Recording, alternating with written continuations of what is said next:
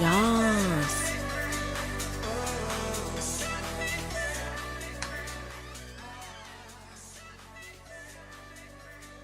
What is up? Heat Thing, thank you so much for kicking off the stream by redeeming the password. We might have a new record for stream start. That was so fast. I hope you're having a wonderful Sunday. Good to see you. I got my coffee that I'm sipping on. Yo, yo, yo. Oh, I need to silence my phone before I forget. Okay. So, we are on the final days of the Halloween event for Guild Wars 2.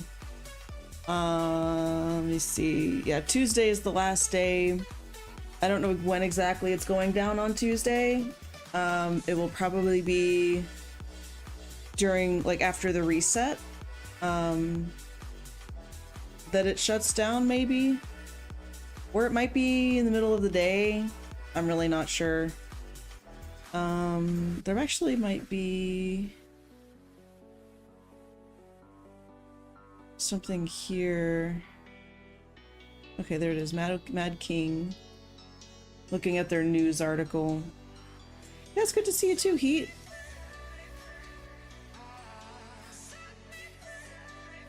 It says until November 5th.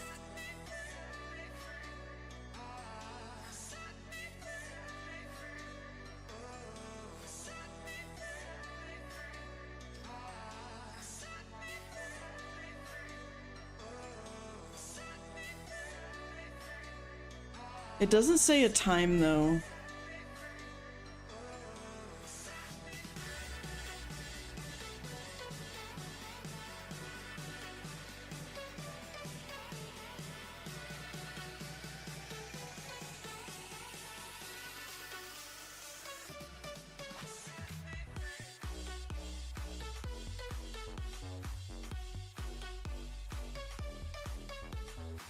Yeah, I have no idea.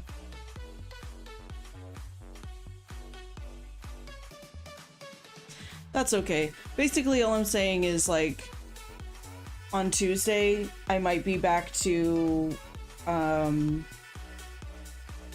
working on masteries and things like that. Or I might switch it up to, or, excuse me, I might be working on masteries, or I might be doing, the last of the Halloween event until it's officially over. So, on Tuesday, it might be completely over by the time I log on, or not. The event started like 10 or 11 a.m. my time, I think, when it first started on Tuesday. So I'm wondering if it's going to end in the middle of the day on a Tuesday. I'm not sure. But it will be Guild Wars regardless on Tuesday night. And then I'll kind of decide where to go from there. Something else that I want to do soon is playing Guild Wars 1. And just kind of getting into the lore of Guild Wars. So I'm not exactly sure how I'm gonna do that. I might do a day where it's just Guild Wars lore on a Monday, Tuesday, or Sunday.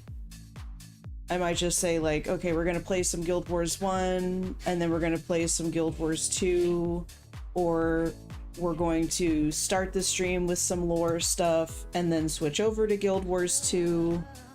I haven't quite decided how I'm going to balance that out, but I might start on that path after the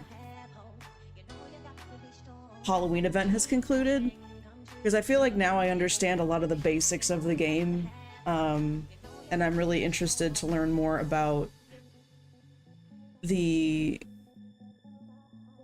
lore in terms of the environment and important figures, and play through a lot of the story a second time, because not only do I need to get certain achievements through a second story playthrough, but I also want to have a better understanding of, like, what I'm witnessing but it will be from a human perspective. I know that much. So Guild Wars 1, you can only play as a human, so I'm going to play through the story there. I'm going to play through all the expansions. And probably play alongside the wiki. I was trying to decide how I was going to do it. I'm probably not going to be able to avoid certain spoilers. I'm not really sure how it's all going to work out. I don't know. But I do want to get into learning about the lore. So, looks like an ad is about to start, so I'm gonna go ahead and play it while I boot into the game.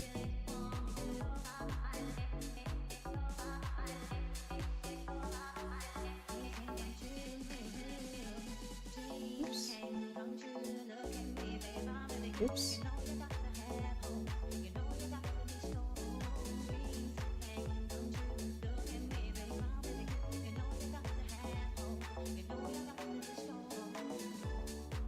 I have all these panels to like monitor my stream.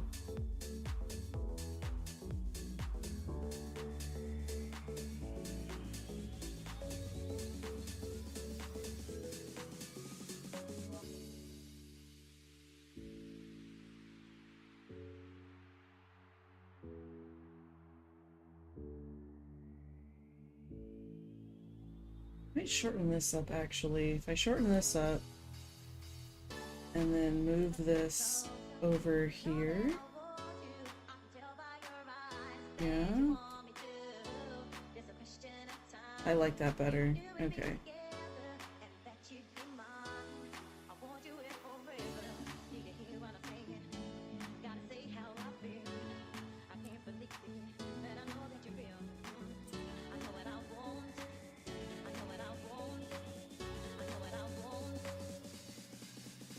Oh.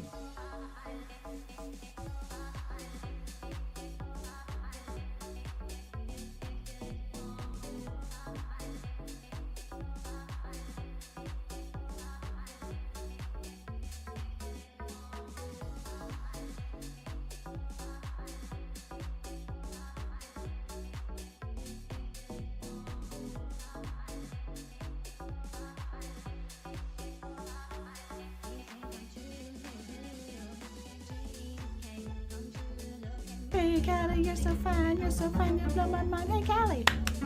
Hey Callie. Oh my goodness! Heat Thing, thank you so much for the gifted sub! That's amazing! Thank you, thank you! That sub goes to Melodious Nocturne. I hope you enjoy it. You'll have some fun emotes to use.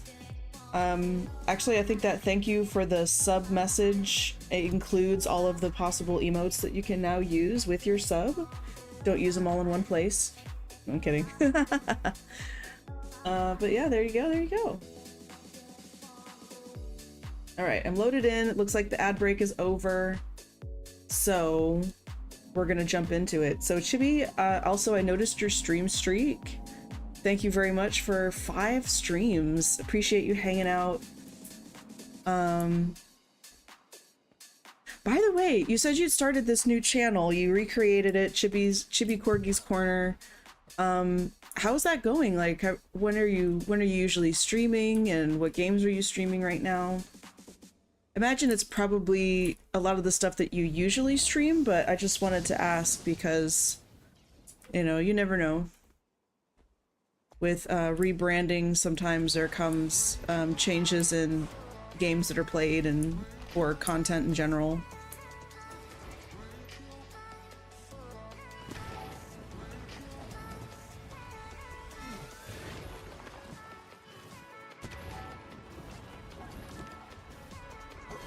Looks like he thinks feeling pretty generous today.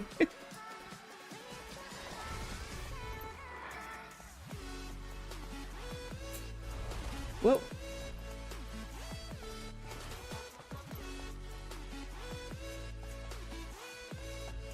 I'm probably gonna keep these Halloween mounts going even after the Halloween event is over. It's just too much fun. Okay, so I have a birthday thing that the game gave me. It's not my It gives it to me on my account anniversary. So when I started playing the game, there's a little gift thingy. Yes, ma'am, all caps. Just gotta wait for the other account to hurry up and be deleted to verify the phone number so you can start streaming. Oh, wow, that's exciting. Do you have any idea for a time frame? Like, is that looking like it's gonna be weeks or months that you're gonna have to wait? Ah, but you're gonna do Tuesdays, Thursdays, and Sundays. Very nice.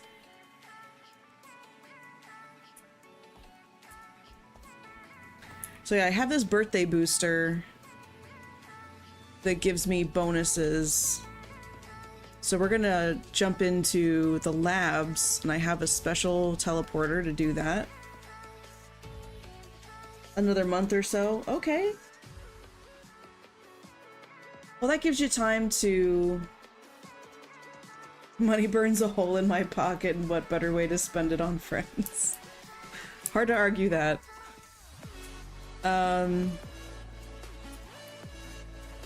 But it sounds like that time would give you enough time to work on like any thumbnails that you want to use if you're going to put stuff on YouTube, and your OBS setup and like all the artwork and stuff. So it's unfortunate that it has to be a whole month, but that gives you time to plan whatever you need to plan. Okay, it looks like there's a cat tag over here. So we're just gonna jump in on the rotation to run around, see what the cat manager's doing.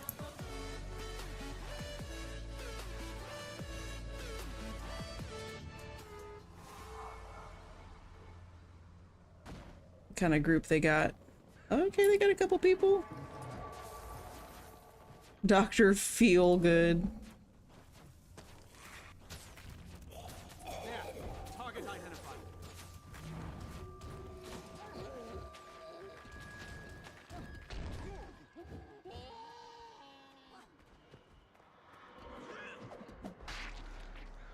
Got overlays and whatnot done. Got to do the thumbnails. Okay, well there you go. That's so exciting.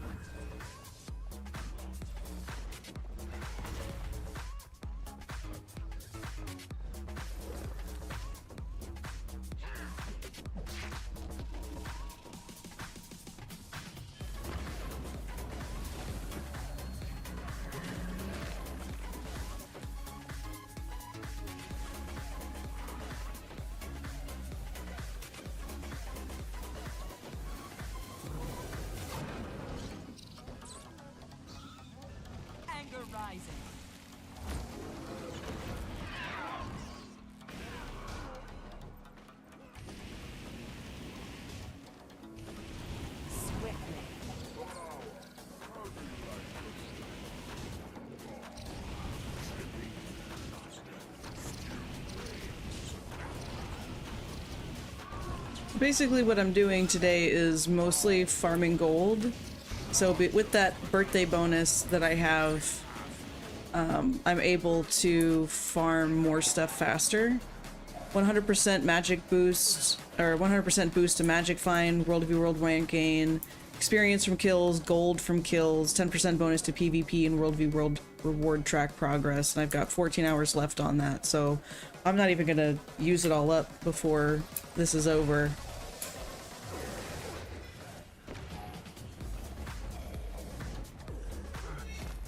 But it's going to give me more gold. So gold farming is a big thing that I'm doing right now because Catmander tag was 300 gold. So we're gonna try to get some of that back before it's too late.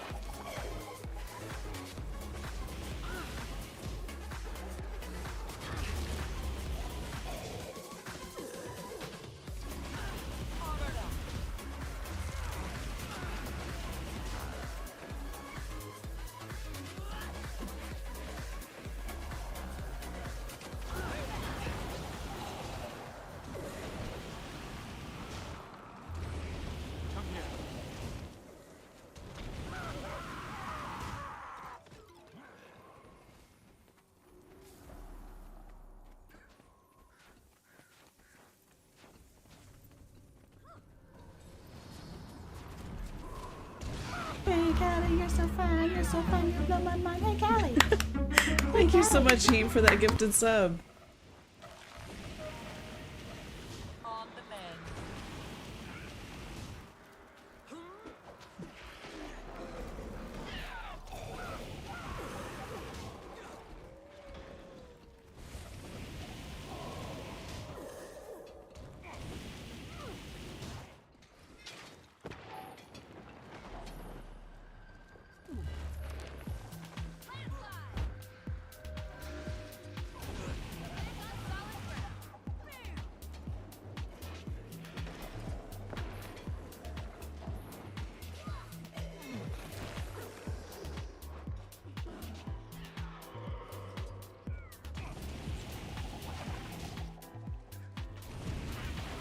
I might message and see if the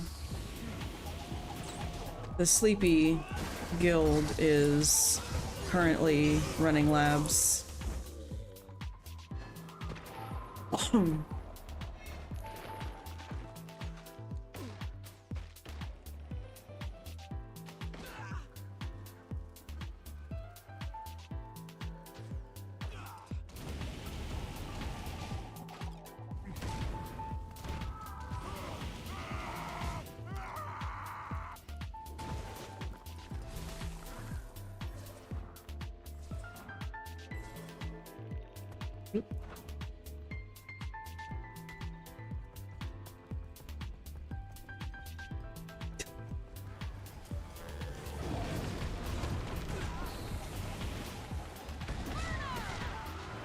That's teamwork.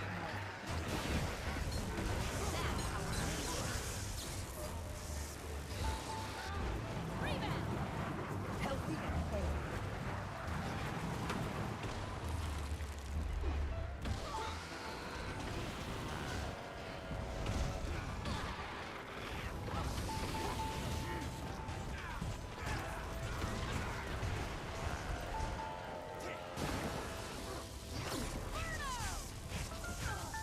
Ugh, getting blown up.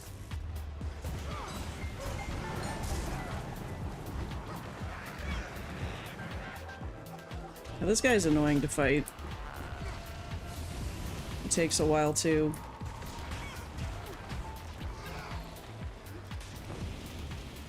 Playing a new game which is becoming addictive. Gardenscapes. Oh, I think I've heard of that. Isn't that like a match game or a merge game thing?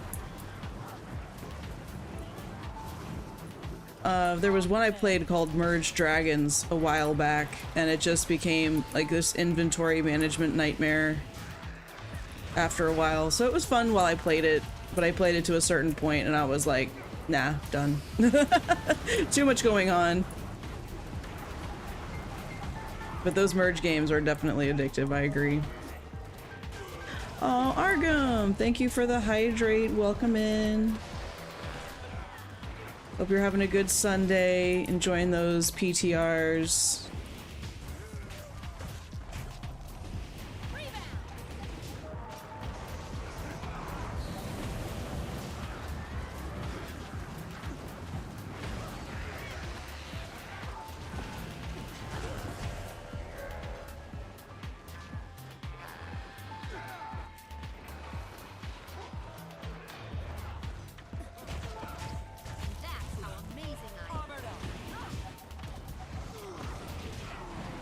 Oh, this isn't PTR? I thought you said... Okay, I don't understand how things work.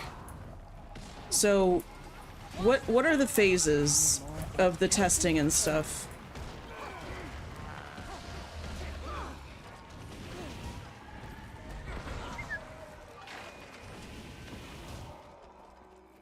And I deserve it too.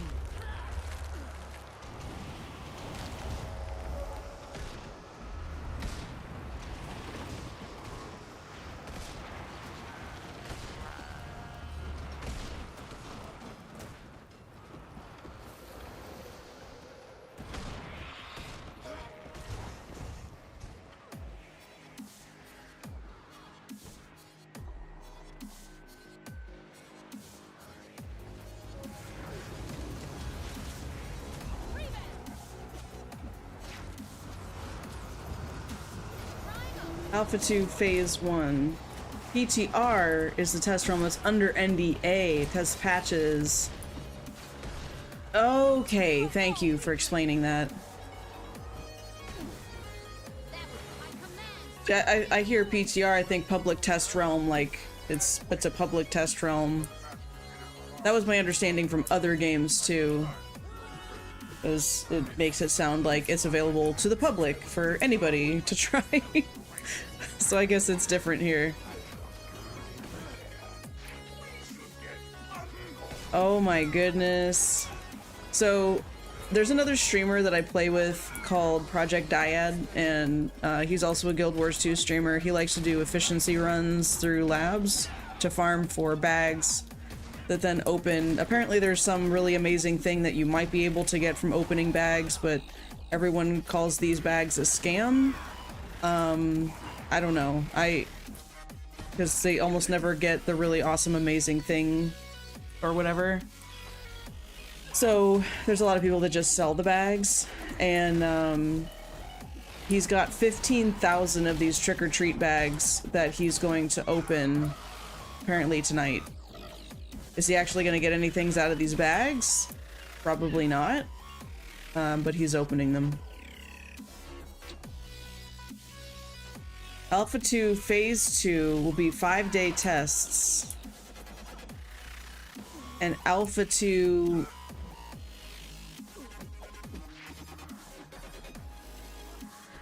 Wait. Phase 3 will be live 24/7. Okay, Phase 1 started October 25th. Phase 2 is slated to start December 20th. And then Phase 3 is May... Okay, wow. That's a lot.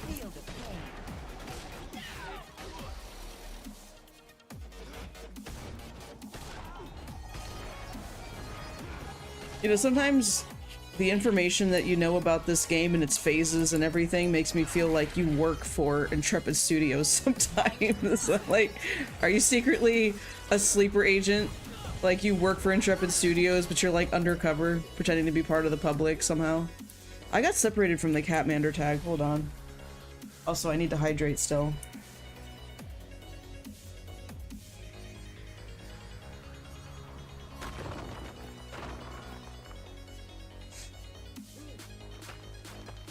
Basically, all the information they give us is on the wiki. Yeah, I know, but it's just, the thought is funny that you're like an intrepid sleeper agent working for the company.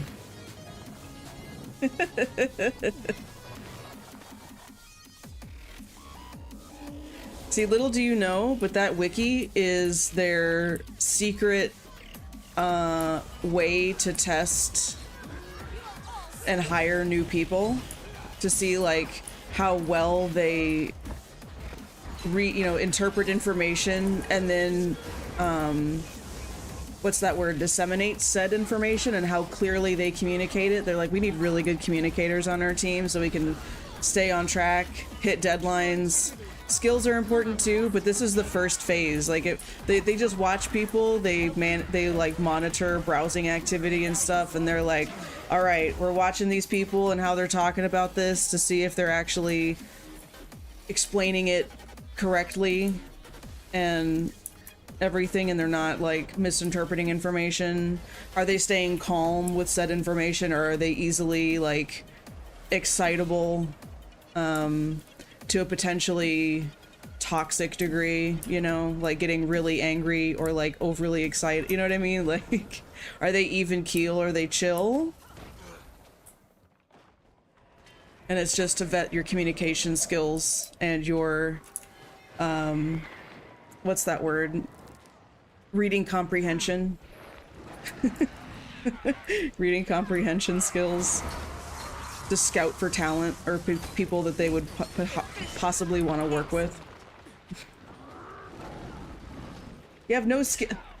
Brother, do you not hear your voice? Do you not hear yourself? Like literally, your voice? Have you not heard the voice talent they've got in the game right now? No skills. My hiney. That's a 50 DKP minus? What's DKP?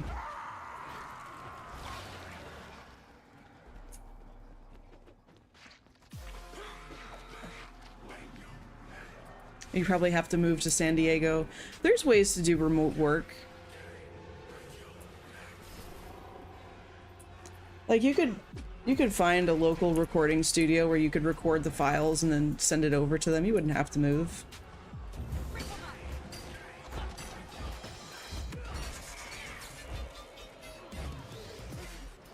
I swear, they're gonna have auditions for voice acting in the game.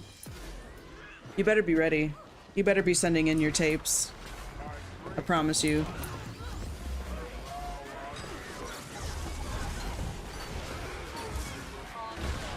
Because it's sorely needed.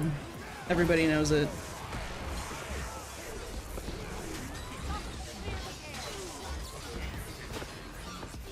An old World of Warcraft meme of raiding fail. Oh.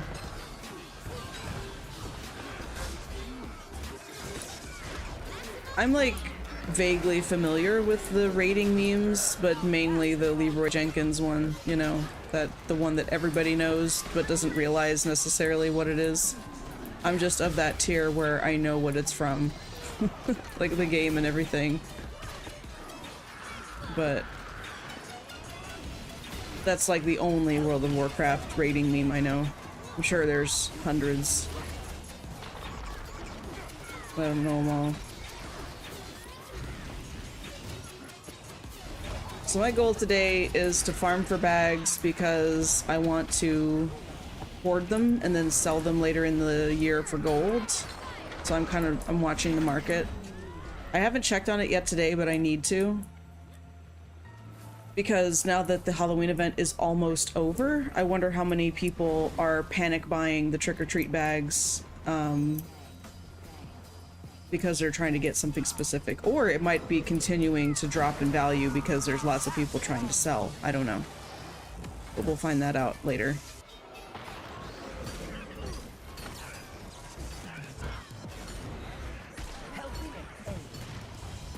If you search the internet, you will find that meme. Okay, well yeah, I'm trying to keep up with the comm tag, so I'm not gonna look it up right now. Oh. Is that Steve? It's Steve! Oh.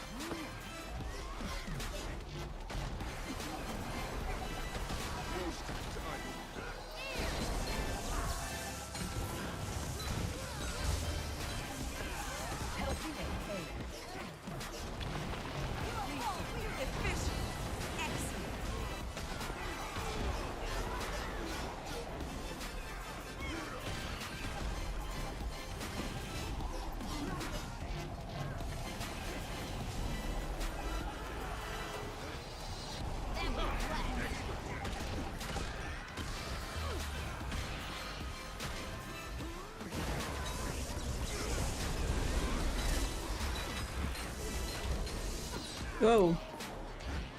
You almost ran my gullet through.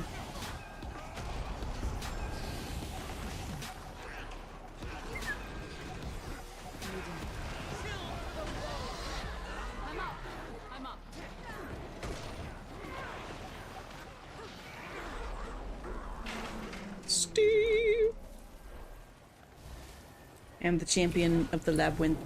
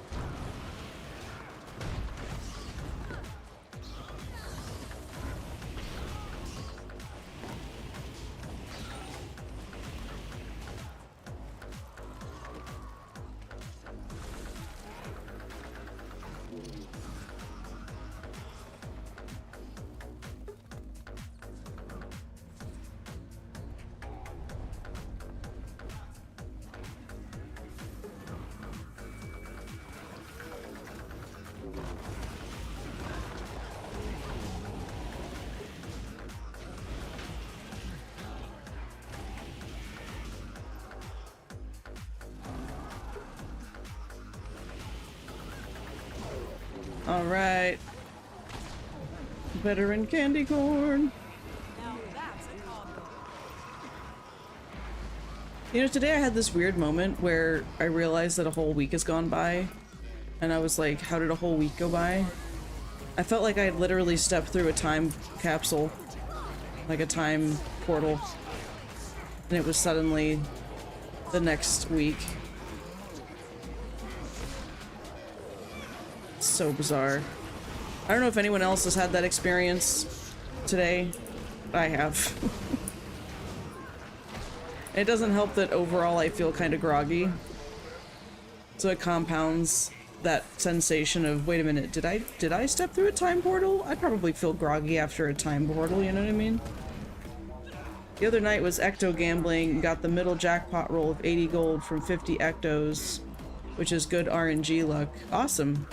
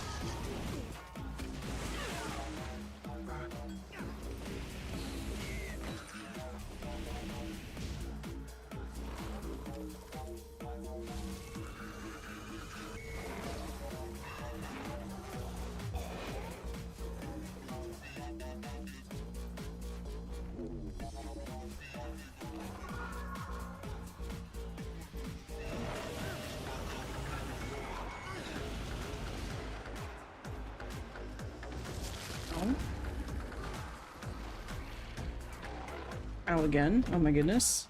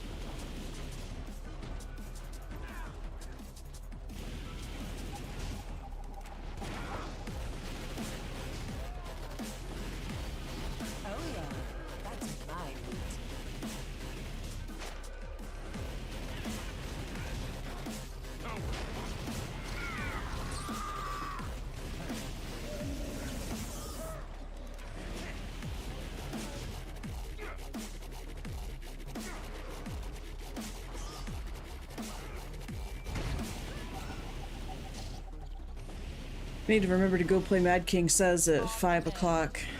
Because it happens every 2 hours. And I think, I know it plays at 7 o'clock and 9 o'clock, so working back from there, it would be 5 o'clock and 3 o'clock. I just missed this last one, so 5 o'clock will be the next Mad King Says.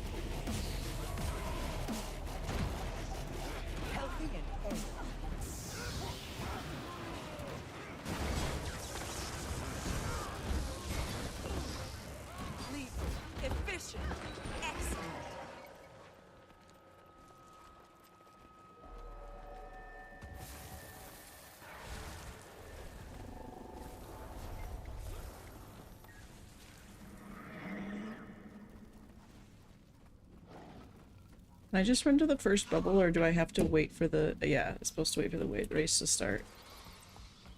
Oopsie.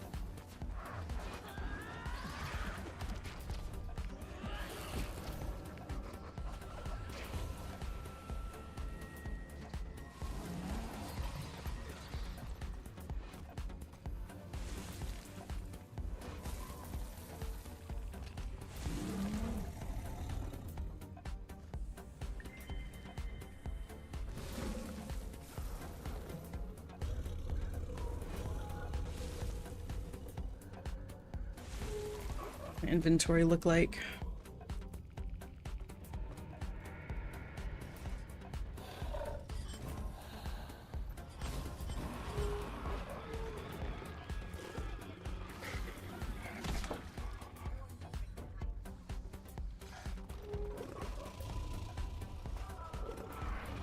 Nothing like the spoils of war.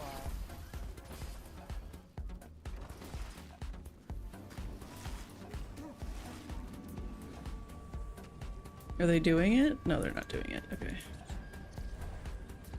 Whoops. Ah, whatever.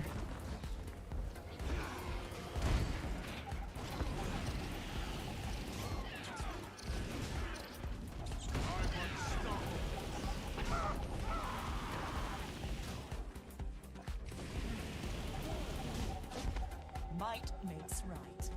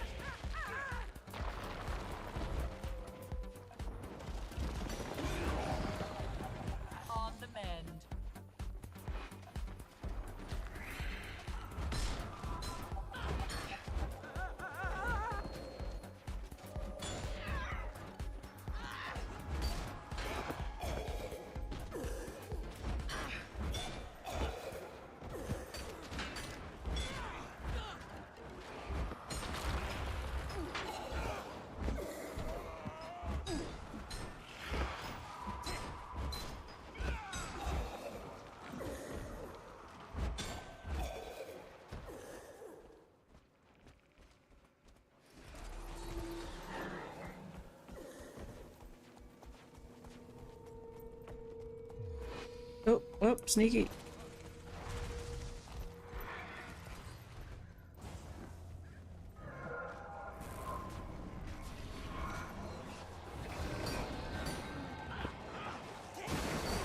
Lethal.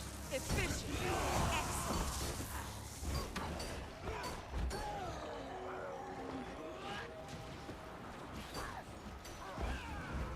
I'm neither here nor there.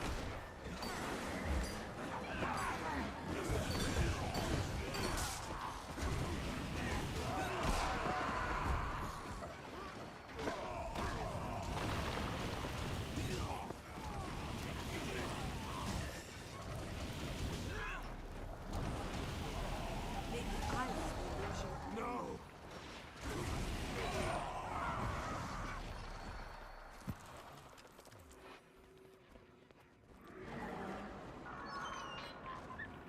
Oh, this guy. Oh, I hate fighting this guy. Well, hate's a strong word. It's not my favorite guy to fight. He just takes a while to go down. And this exploding pumpkin thing, while cool, is really annoying.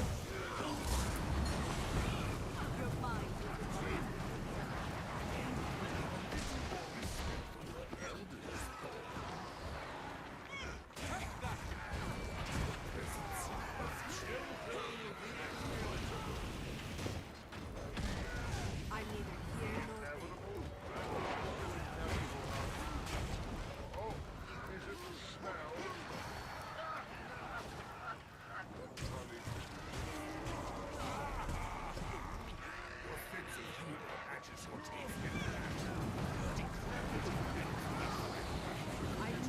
Actually, I just had an idea for how I could do deep lore dives on Guild Wars 2. I could choose something to center the research on, and it would just be like research about a specific topic of the game. So, for example, it all starts off in Ascalon in Guild Wars 1, and the fight over Ascalon, humans that are in that territory, the searing that happens, and so it could just be a deep dive on the lore of Ascalon, and it could start off just by talking about the land and some of the major conflicts that have specifically happened in Ascalon, for example. Figures, or, you know, people who are from Ascalon or have a lot of history tied to Ascalon. So that would be something, you know, a way to kind of break down learning about the lore. That would make it a much easier thing to delve. And then you could also do like lore dives on the Sun Spears, for example, and learning about who they are, or the Inquest, you know, just kind of highlighting different groups and then different figures within those groups. I think that's gonna, I think I'll break it down that way, because then it'll be like, here's something specific to talk about. Because originally I thought like, oh, I'll just play through the game and go entirely start to finish in chronological order. But I think it would be cool to do deep dives on things first, you know, read up on them, and then as I'm playing through the story, point out like, oh, hey, here's that person, and we know that later on in this game or that game, this is how things are kind of interconnected. That would be cool. Healthy and whole. So invariably I'm gonna find out a lot of spoilers about things, On the mend. but that's okay. I'll just deal with it, because the thing is, like, I'll read about stuff, but there's so much going on in Guild Wars 2 that just reading it once is usually not enough, except for like major things. And I feel like I've had a chance to experience the story itself.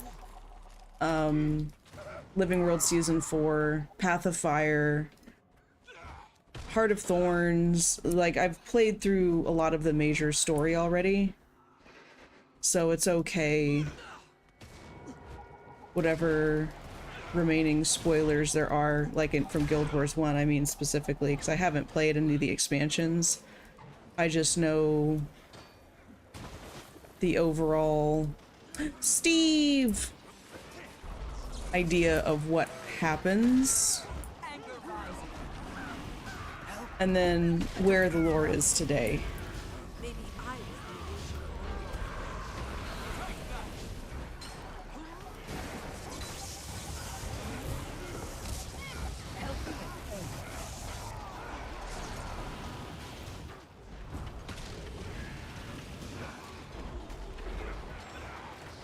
But then after reading up on the lore, then playing through Guild Wars 1 from the eyes of, you know, here's who these important people are.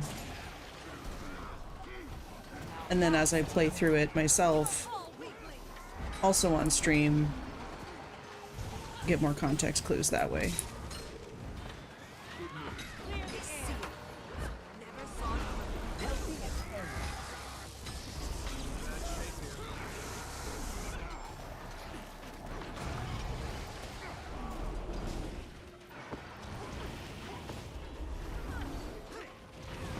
And these lore dives I'm gonna start doing after the Halloween event.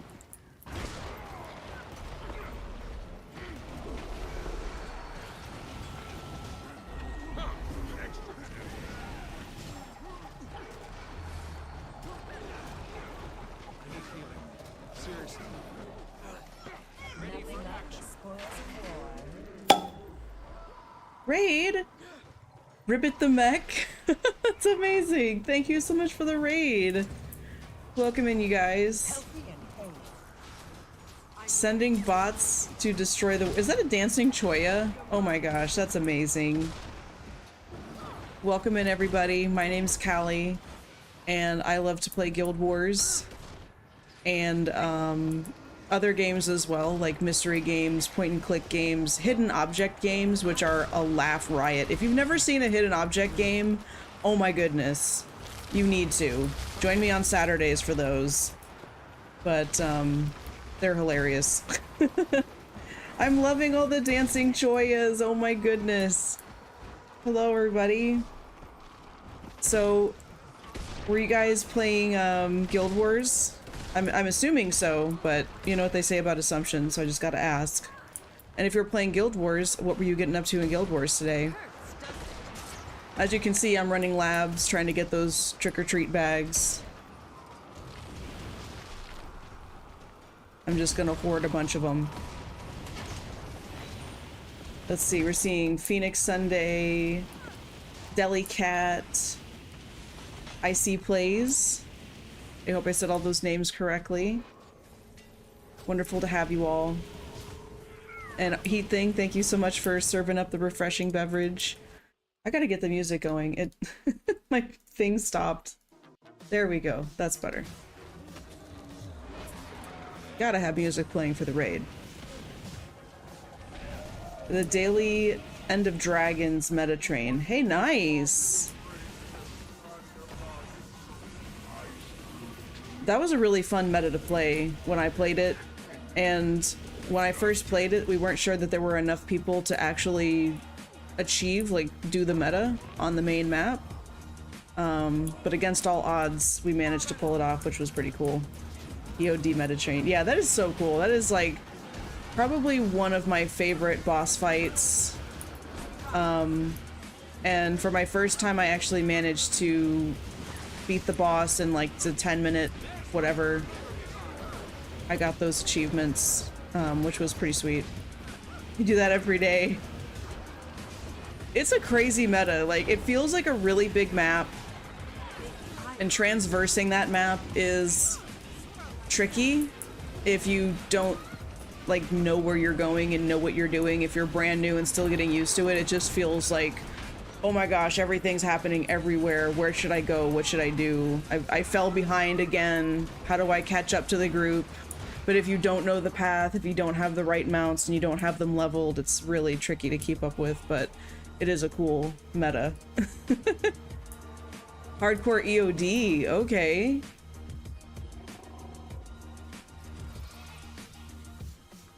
I like a little bit of everything. I think my least favorite though is Heart of Thorns, and I think that's true for most people. The maps are just insanely challenging to navigate. Like, I love that the dev team tested the boundaries as much as they did. I think that that's really cool, just a feat of creating a map like that is has so much verticality to, you know, to the point that it's too much. It's really cool that they put in the work to show that that's possible, but then also have the wisdom to realize that's not what people actually want and scaled it way, way back. Tangled depths lovers are strange people indeed. Like, I think it's an interesting thing.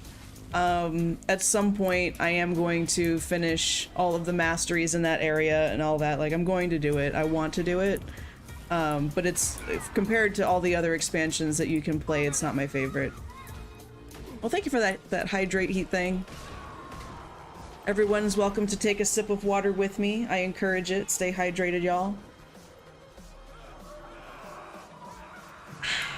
Delicious water.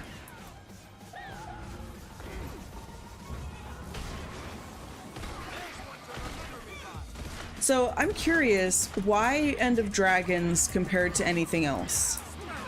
Like, I love hearing about people's favorite expansions. Oh, thank you for that follow, Ribbit. Appreciate you.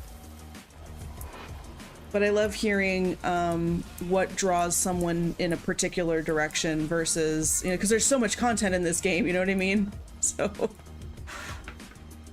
I've been playing Guild Wars for a little over a year now. It was 1 year ago and a couple of weeks that I started playing Guild Wars 2. End of Dragons takes skill. Ah. I mean, you certainly do need to be able to read the map. Are you talking about specifically about the meta? Or just the entire expansion? Because I agree, you need to be able to read the map and understand where you need to be in order for that meta to succeed. Like, you have to recognize, people have to communicate with each other if they're struggling on a certain area. Granted, I played the meta, I think once, maybe twice. So I don't really have a ton of experience in it, but from what I remember, I just thought to myself, like, wow, you really need to be able to communicate, read the map, and know how to get there quickly in order to help turn the tides if a specific group starts getting overwhelmed in whatever it is that they're trying to do. So correct me if I'm wrong, but that's what I'm thinking of when you're talking about requiring skill to play those metas. If I had to play the other metas, I would fall asleep. Another meta that was interesting, I don't know that I love it a lot because, once again, navigation is really difficult, is the Living World Season 4 meta. You know, against Kralkatorrik, where you're having to run around that little island and there's things, it's just bleh. And it's also a very long thing. Like, there's this overarching meta that seems to take forever, and then there's like these escort quests that you gotta do, and like there's all these little things going on all over the place that feel very scattered, that by the time that the end thing is coming down to it and it's like, okay, here's the final push, trying to navigate the map and keep up with the group feels impossible to me, and so it's a very frustrating meta. Basically, okay, Pining Blackout is one of the hardest metas in the game. Not just because you have to complete it, but you have to complete it fast. I'm not sure if I've done the Kining meta. Well, I think I've done it once. And I did it with other people who knew what was going on, so they were able to direct me a little bit better. Like, I just knew if I stayed with them, or if there was a tag running, stay on the tag, and I would be okay. Otherwise, you don't get to Ekavald in time. I gotcha. We're gonna fight Karen again. Ugh. Apparently, people call this one Karen or whatever. She's annoying. What's annoying about this one is the zigzag. That thing she just did. I hate that. I hate enemies that just like around. because it's difficult to target them or make sure your hits land. Hey, what's up, Tuna? Pining's often skipped because it's long with mediocre rewards. Yeah, it sounds like Ribbit is really drawn in by the challenge of it. Maybe not necessarily the rewards gained, but the being able to do it at all. Would have told you to come and join us, but we're EU players. Oh, yeah. There's that too. I know that people do have alts though. They'll have an EU account and an NA account, and so they're able to swap around depending on who they're trying to play with. Whoa.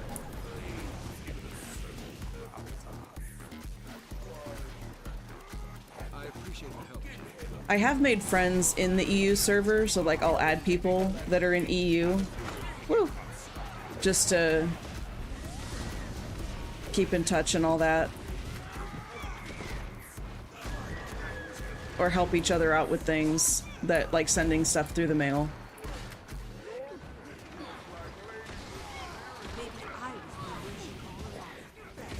Something else that I want to do, I don't know if any of you guys played Guild Wars 1, but that's what I grew up with. That's how I was introduced to the Guild Wars franchise.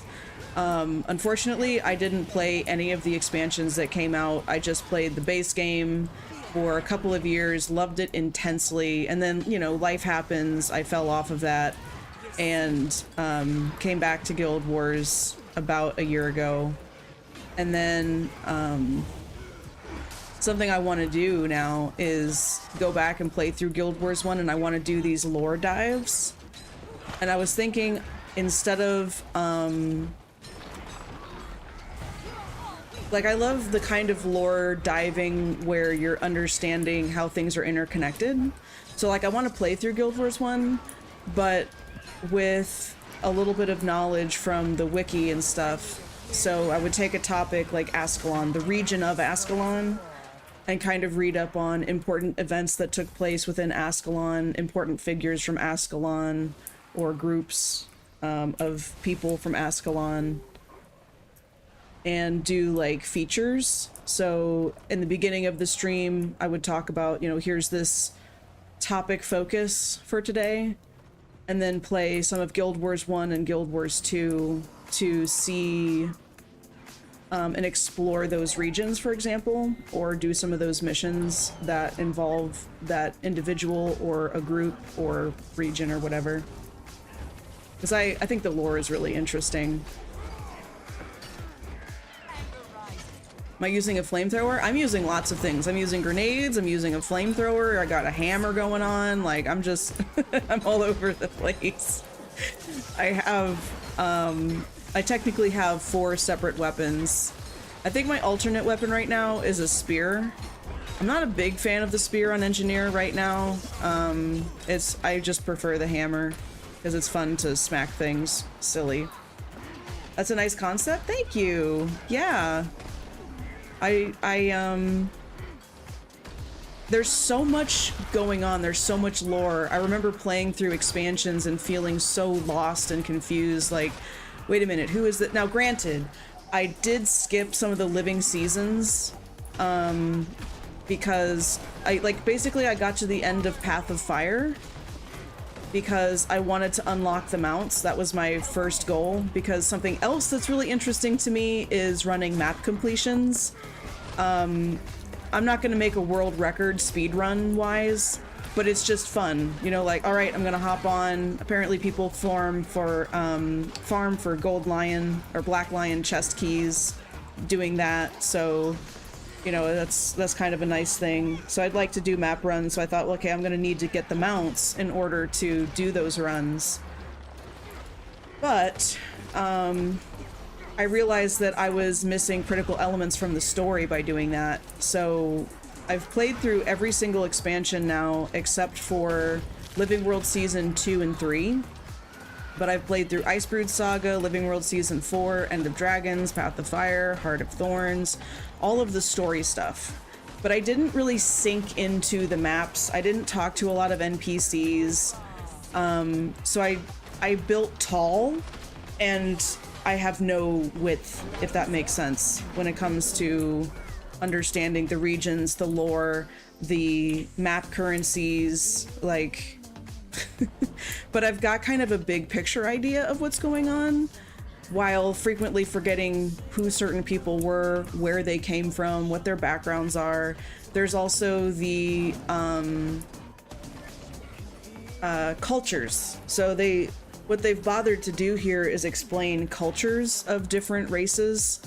You know, the way that the Char grow up and raise their young versus humans versus Sylvari, and it's like, I want to understand more of that, so... Exactly, Deli. Why wouldn't I use all of the weapons at my disposal? That's one thing I love about the engineer, is they always have an available skill on one of their weapons. Ooh, a lot of candy corn monsters. Here we go. Hot take, I like candy corn. There, I said it, and I'm not sorry. I'm not going to eat a ton of it, because it is incredibly sweet. Like, it is... wow. But I do like them. I like to have a couple.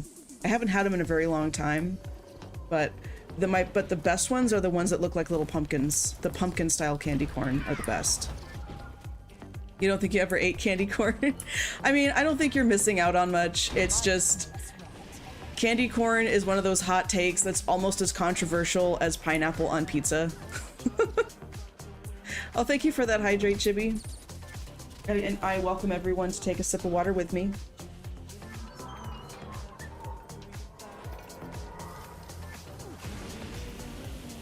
Okay, Ribbit, so tell me how the, because this is a genuine question. I'm still learning a lot about the different metas and what they give you. Like I said before, I have somewhat of a grasp on map currencies and stuff. But tell me when you say that it's profitable, what do you get out of doing that meta, and how do you use it? And everything like that, because I am interested in learning. Because the other thing that I've realized about playing Guild Wars 2 is they've had to balance each expansion with the understanding that there will be a fraction of players that's the only expansion that they own.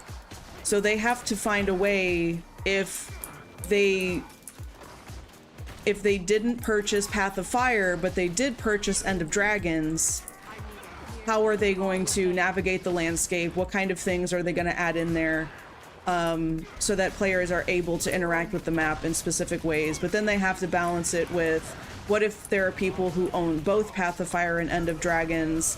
Are we going to have to design the map a certain way to counteract for that? And then you have the map currencies. So it's like, what if you could trade this kind of currency over this way, or have some kind of workaround where if you have a lot of currency from one thing, you could somehow work it over to be useful in a different way. Like, it's really amazing the amount of work that goes into figuring out the best possible balance for the maps. Because that also filled in a lot of gaps for me as I was playing different expansions, because I was like, why would they do this when they have this? You know, that doesn't make sense, until I realized, like, oh, wait, there's people that own one thing but don't have another thing, and so they've got to figure that out. I'll try to answer in his voice. I don't know if he's still here. I just have to add. Oh, yeah. Oh, yeah, no worries.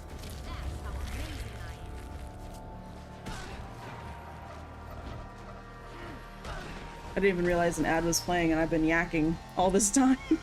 Yak, yak, yak, yak.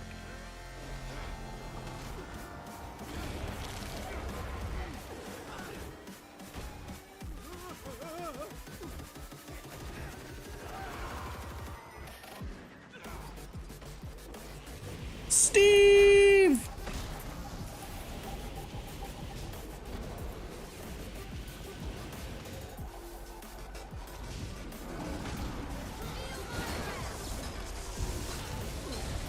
Oh, I love Steve. But sometimes he hugs me a little too hard. No, don't hug me that hard, Steve. It hurts. Gentle, Steve, gentle! Alright, I will read what you said in just a moment. I've just gotta handle our guest, Steve, here.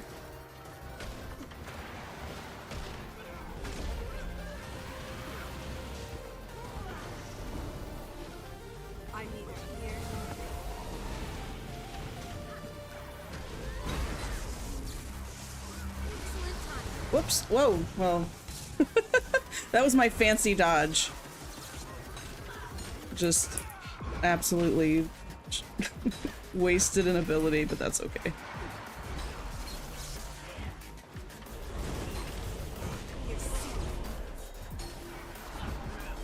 Whoa.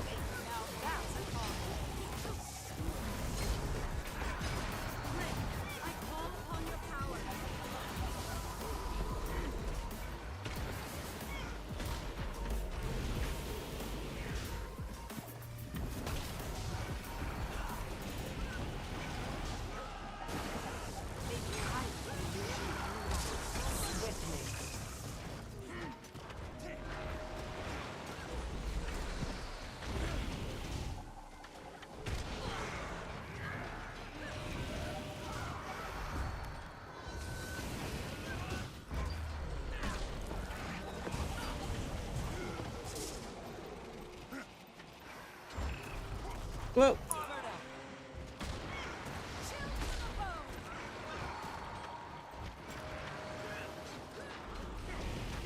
Hurts, doesn't it?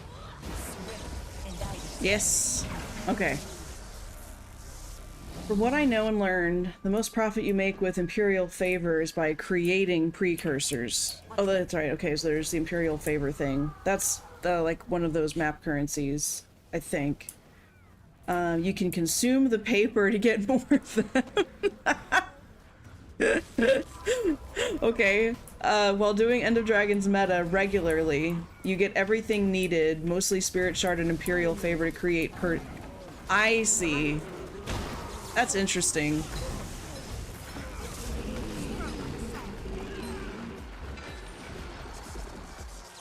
Yeah, I think, and this is something else that I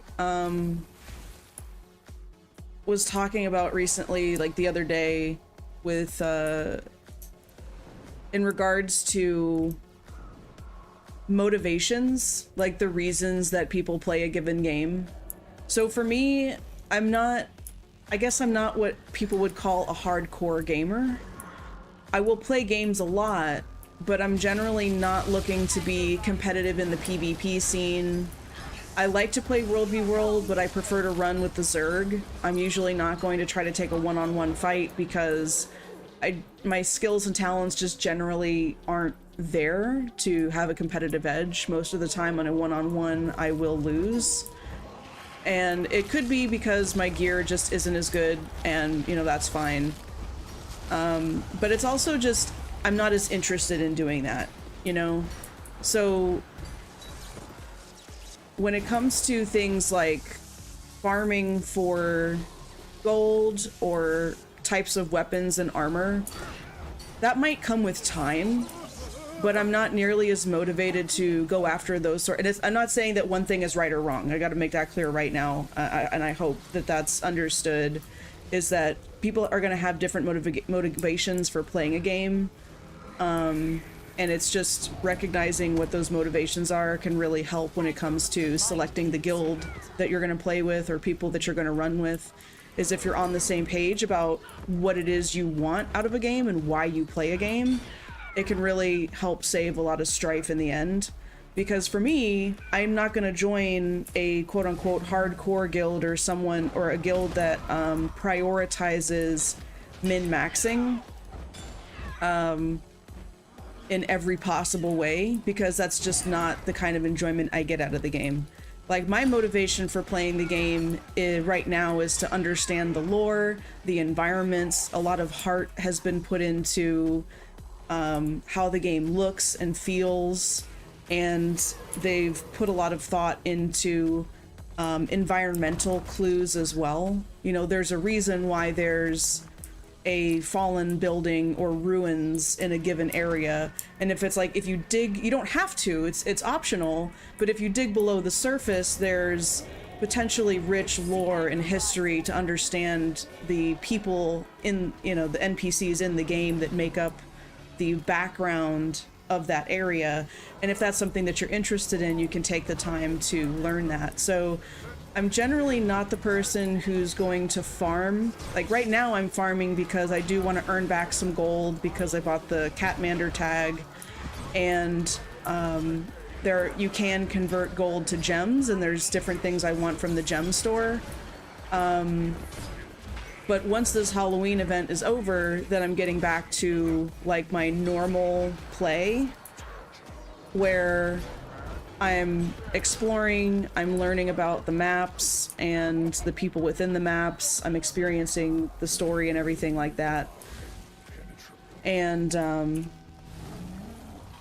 I'll worry about, or I'm not going to worry as much about, well, am I gonna get the gold? Am I gonna get the gear? It's not as important to me.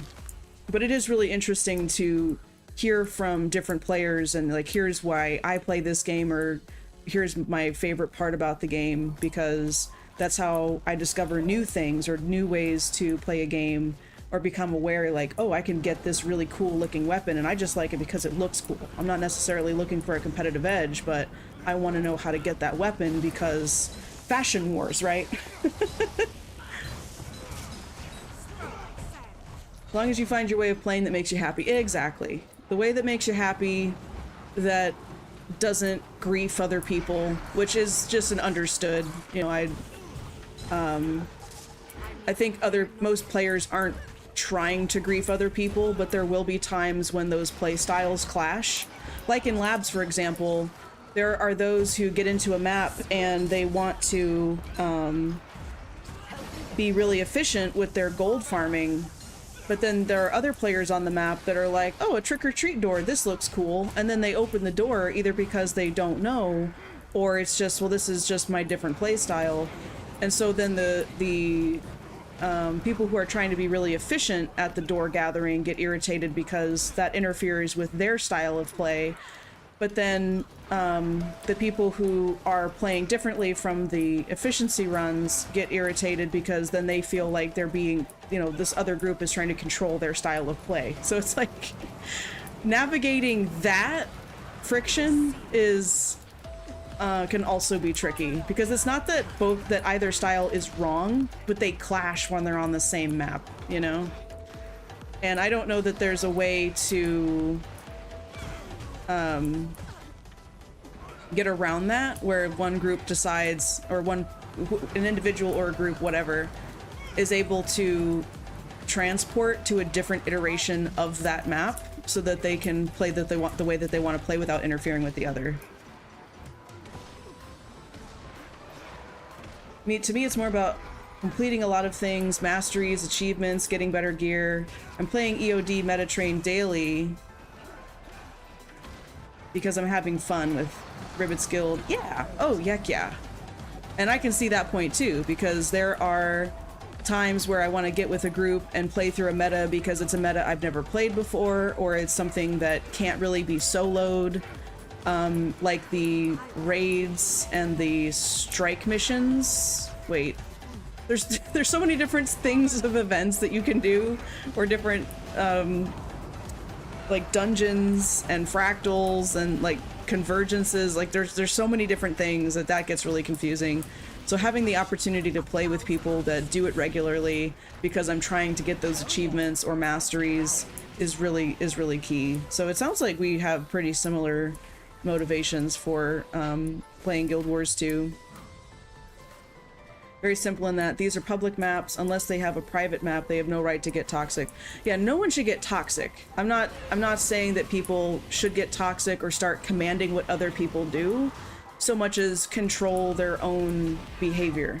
So that's why I'm saying if there's a way where that they can go to a separate map easily, where it's like, oh, there's a clash of play styles here, I'll just switch to a different iteration of the same map. Like, I feel like that would be really helpful so that people can agree to disagree and go their separate ways, as opposed to, well, we're stuck on this same map and we can't get away from each other. You know, does that make sense?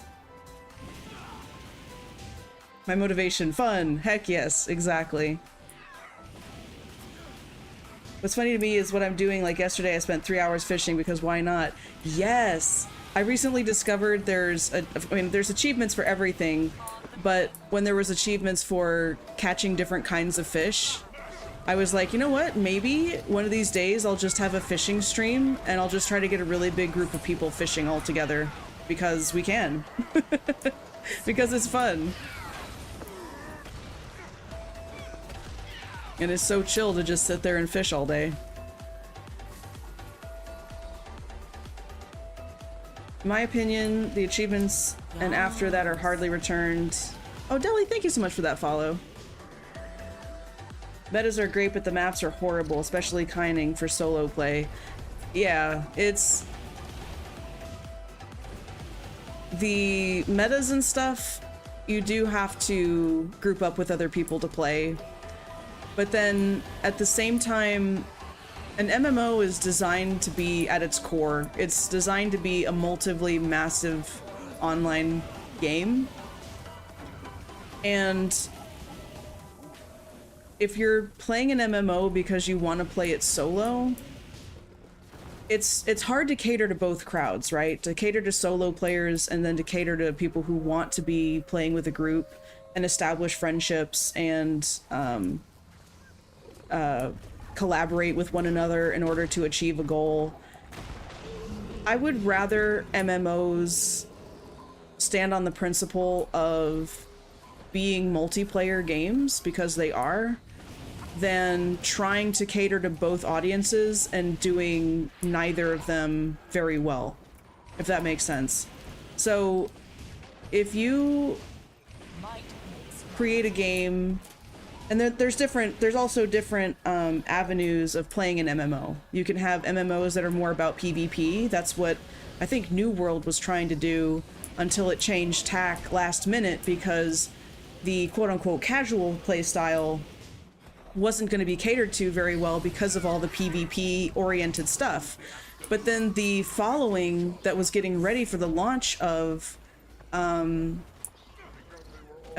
World, that was so excited for the PvP thing, they were like, finally, we're going to have a more PvP-oriented MMO. We've been waiting for this. We want this. Then that entire group gets alienated. And it's better to choose what your core target audience is going to be, your core player base is going to be, and then do that really, really well. But that's just my opinion. So it can be frustrating for people who are brand new to something, they want to get into it, but they don't know anybody. But that's where it's then upon the community to look out for and reach out to new players, just like you did with me, Tuna. To help them get in with groups, to play with people, because I think at the heart of it, that's the biggest reason to play an MMO, is to meet other people and work together to achieve goals that are really, really difficult, if not impossible, to achieve by yourself. Need to go to sleep. Nice talking to you. Yeah, absolutely. Thank you so much for hanging out, Deli. It was wonderful to meet you. You have a great night's sleep. Guild Wars 2 is great at combining the two. You can play solo, then have a coincidental group for a harder objective and return to your own thing. Yes, there are elements of map exploration, so it's not like you have to do everything in a group, but having the having those moments where you require getting a group together to play is important.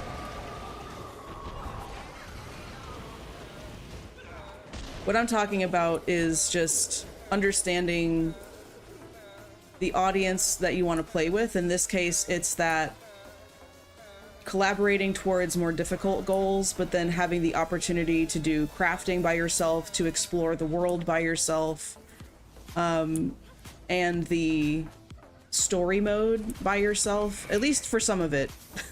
The difficulty spike between the base game and Living World Season 1 is too damn high. That was like brutal. I could not do it by myself, and that was pretty frustrating.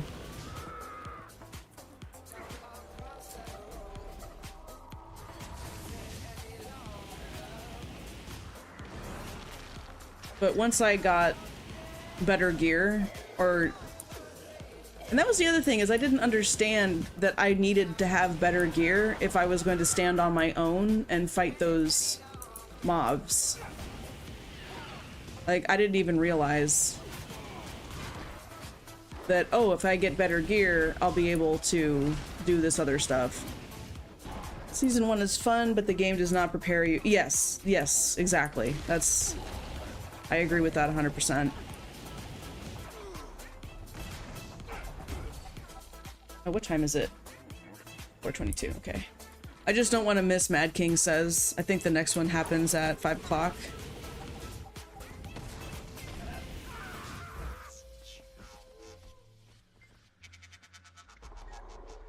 Also, I need to manage my inventory really quick.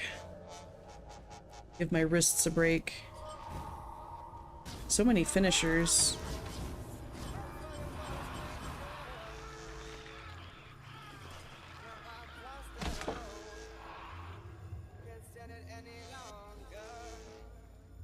Oh, I got a destroyer core. That's pretty cool.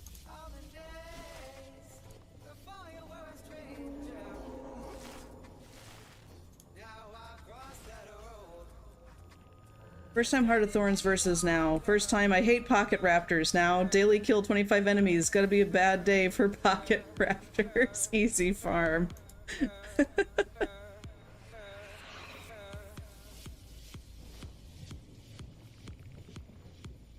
Oh, I got an exotic. Rurik's Greaves. Power flow at 30%. Rerouting.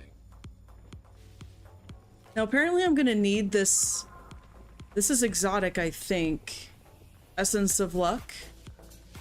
I'm gonna need these for crafting, so I'm actually gonna stop consuming them. Because I think my luck is already pretty high.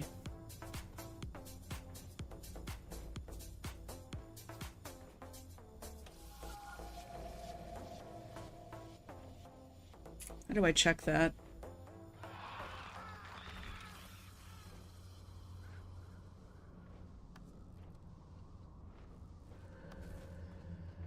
Training, story, crafting, achievements.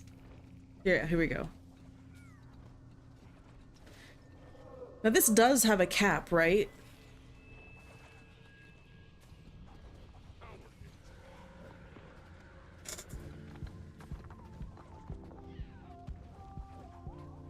Works with everything. When I started the game, I got extremely frustrated not reaching vistas because I could not get the jumps. So I went and did only jump puzzles for 3 months straight. Yeah, so like you practice, you grinded for the skills.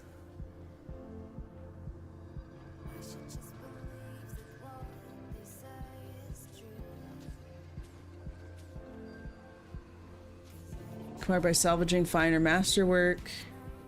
Magic find is increased through achievement rewards. Well, but what I'm wondering is if luck caps at this amount, or this is like the next level and it's just always can always go more and more.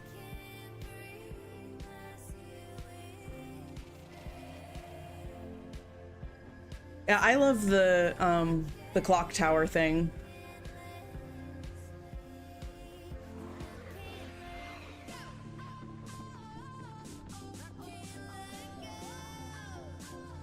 %. Okay, so I'm not even halfway there. But considering where I'm at in terms of crafting, or how close I am to needing to craft or getting ready to craft better stuff, I should probably stop consuming the exotic right here. Wait a minute, epiphany moment. This is the amount of luck I need towards the next 1% of magic find, isn't it?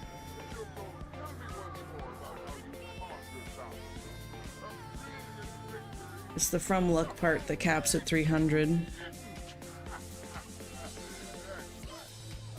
From luck 111. Oh, that caps at 300. Okay, so that helps a lot. So yeah. But I do need this in crafting, right? Like it lists it as a crafting material, actually. Armorsmith, leather worker, tailor. But oddly enough, it doesn't go into your crafting materials bank. I don't get that, but oh well.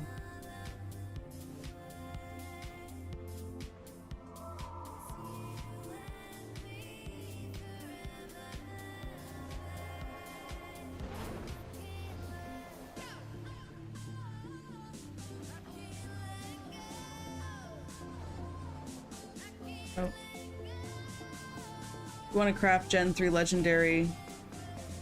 Oh, from Secrets of the Obscure. Okay, well, I don't even have that.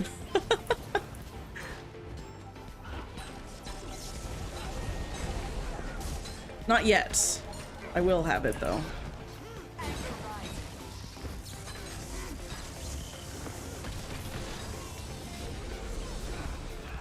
Oh, whoops. I was in the hitbox and I did not realize it.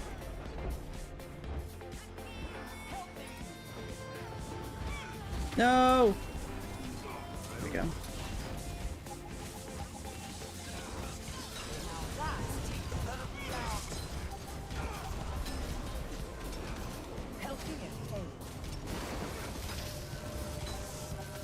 Likely need for upcoming as well. 250 exotic per legendary. Gotcha.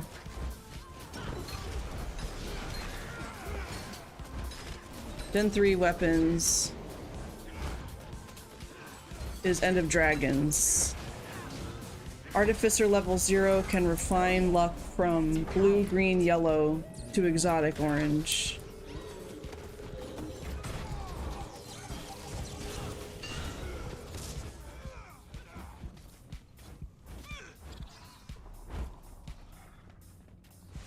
Refine luck from items? Like unidentified items?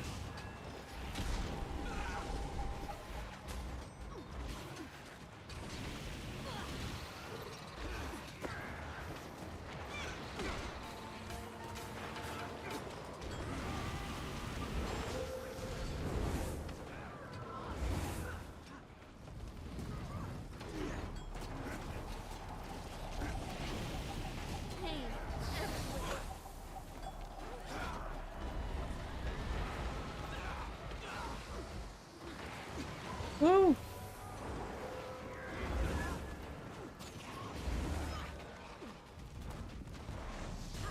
Whoa, laggy.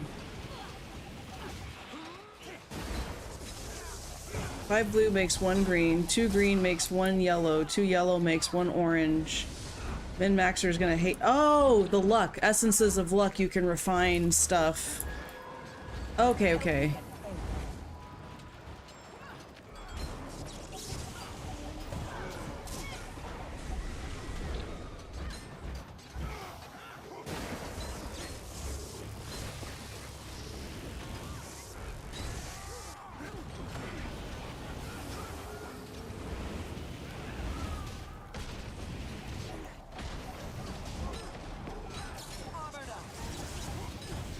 The Maxer is gonna hate me, but for my last Gen 3, I simply salvaged a bunch of ectos.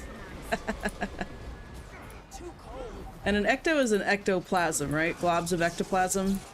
That's what people mean when they say ectos.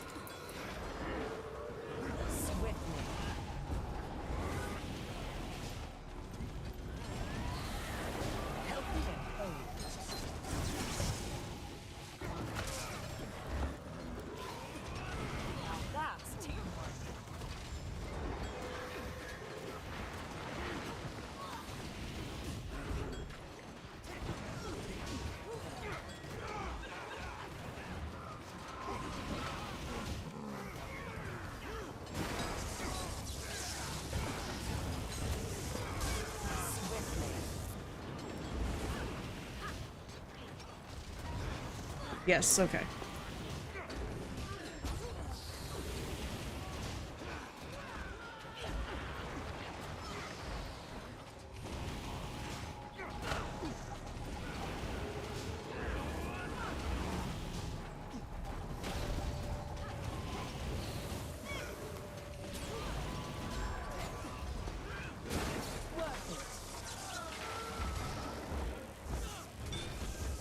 Nice.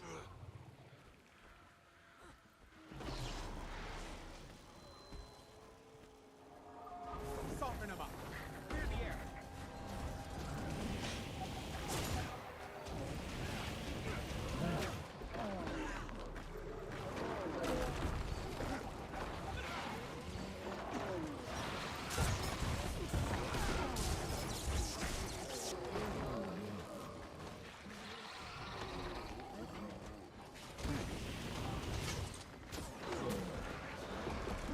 Oh, that's right. They throw candy corn. I'm like, why am I falling down? They throw candy corn at you, which will always land. And they throw it too frequently to be able to dodge it.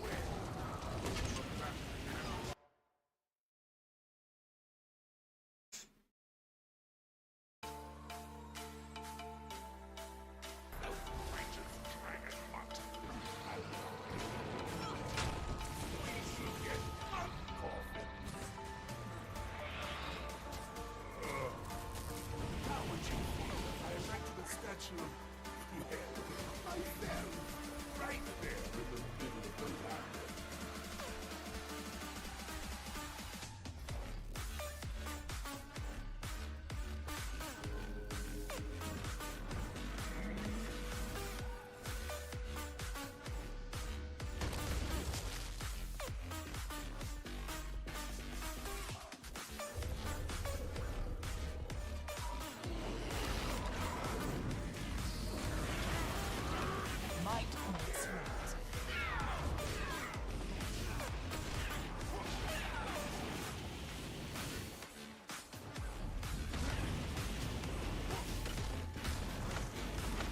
And I deserve it too.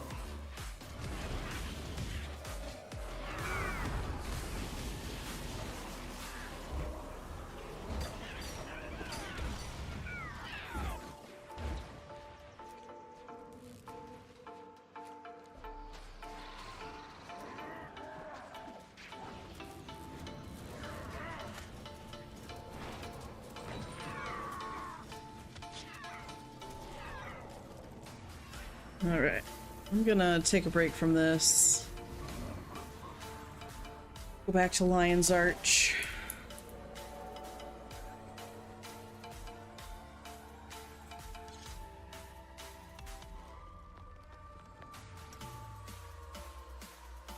I'm thinking about the clock tower, because it's 5:35. I should be able to do the clock tower well before Mad King says.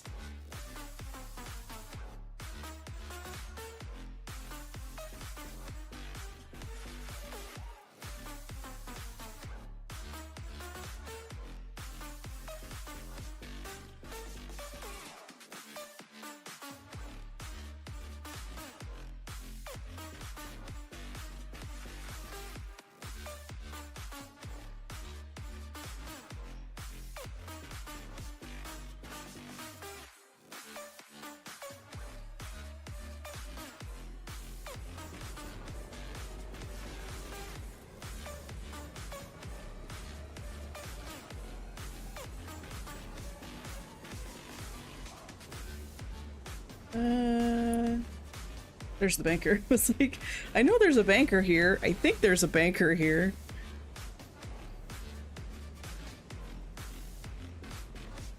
I shoved a bunch of stuff in the bank tab. They have bank tabs on sale, or they did. I don't know if they're still on sale, but they had bank tabs on sale, so I bought a bunch. And then there's this. I should probably sell them. They're worth 50 silver each. Anyway.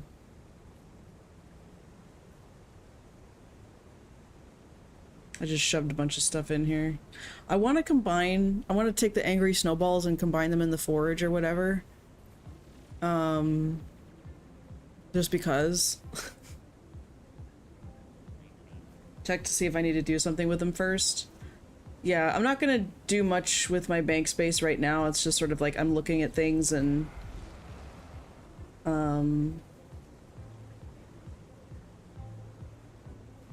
thinking about what I would want to do.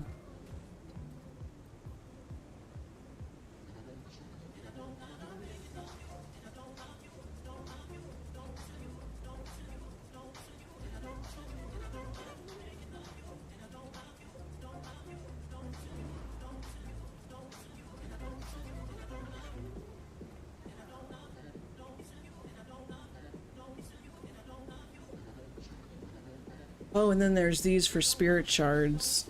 Well, spirit shards are the things that I have so much of, right?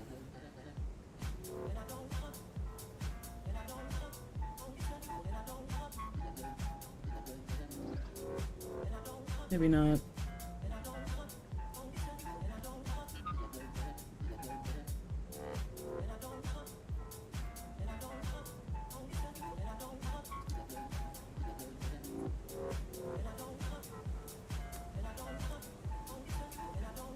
See ya.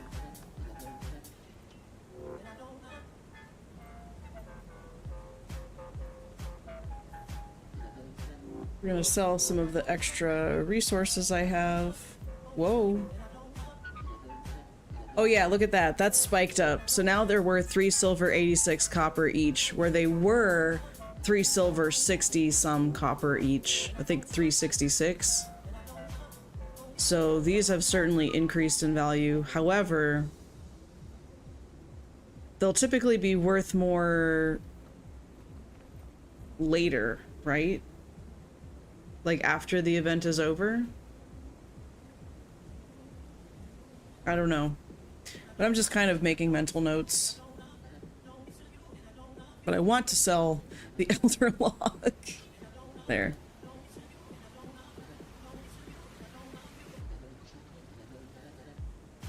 Wait, do I still have...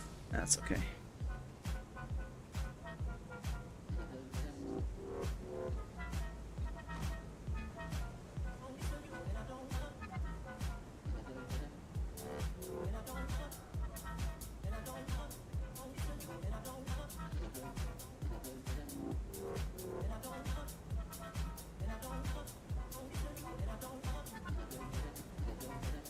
Wait, is this a material that I...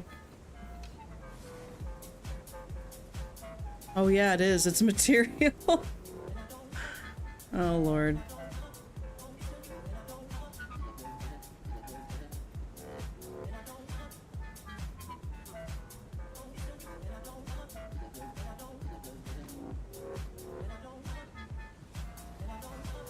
Oh, wait a minute. I forgot.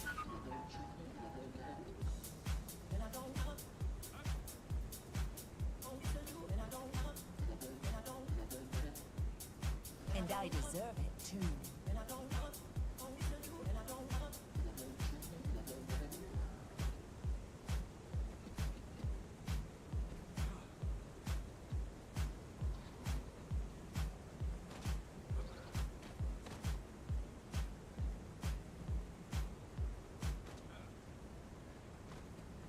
I could sell some of it now and then some of it later. Like some of these trick-or-treat bags. I don't know.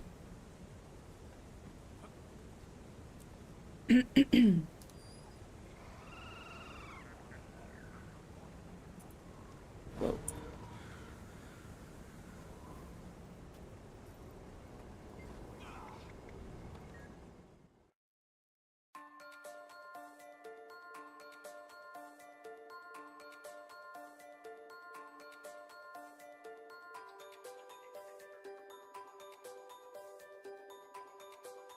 History on Guild Wars 2 efficiency can show you when they're at their top dollar in previous years.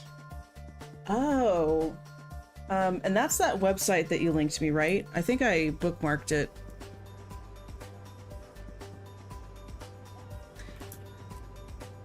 Nothing like the spoils of war. What? I didn't do anything. Well, okay. Liquid karma. We become one.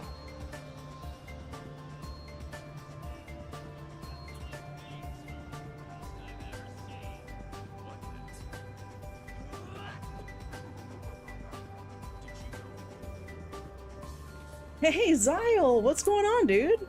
How's the homestead?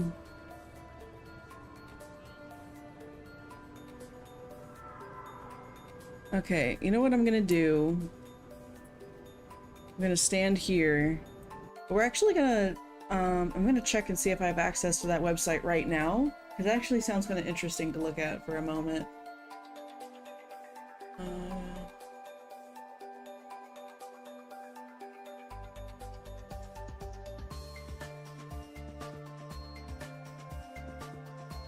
I do have a link to it for the gathering.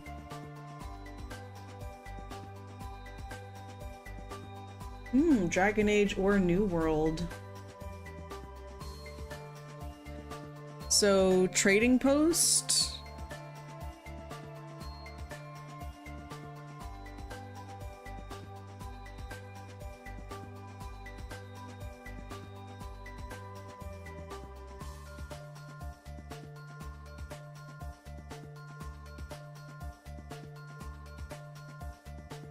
Oh.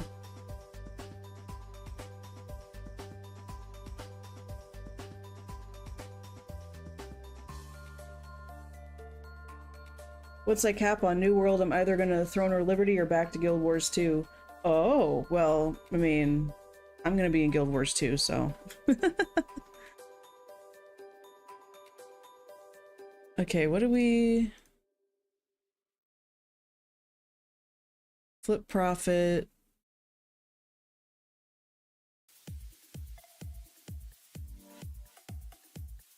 We want to know what they were last year, right?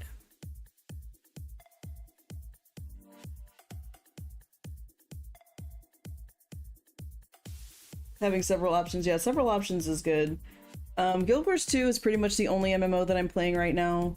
I'm excited for Ashes of Creation. They just launched their Alpha 2. So, that's looking cool.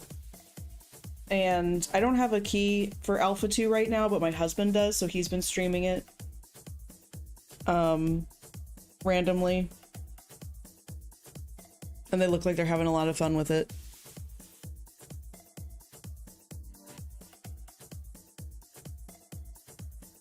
Detailed information. Oh my. Oh, look at this. They exploded in 2016.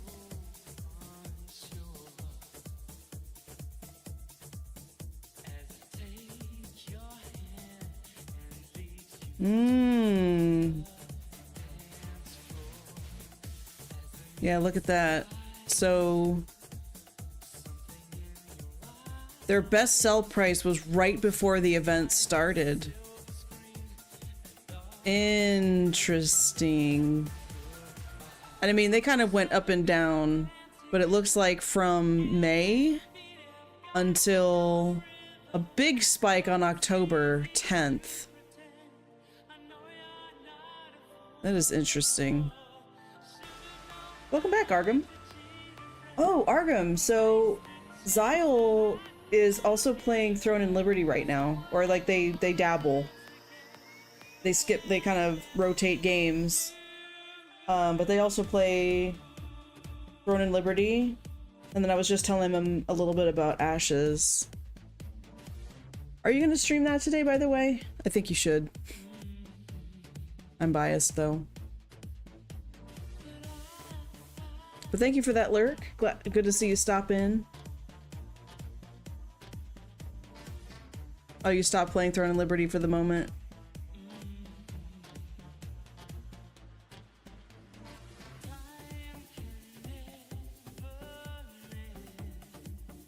So it looks like...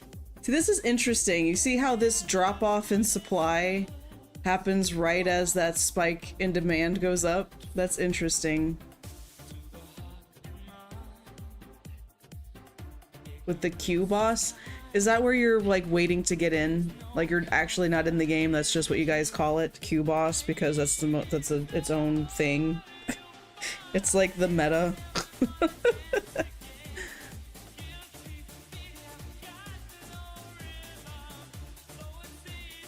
Yeah, so this is where we are right now. They're just kind of doing whatever. If we slide this back more.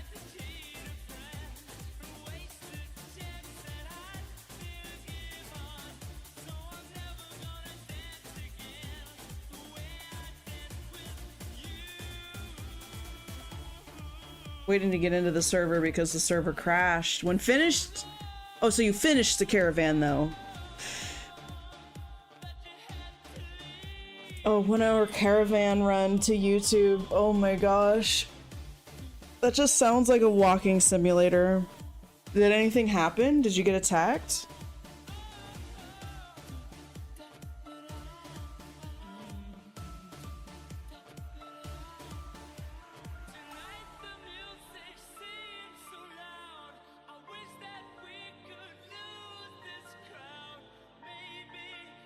Yeah, it just follows that same cycle.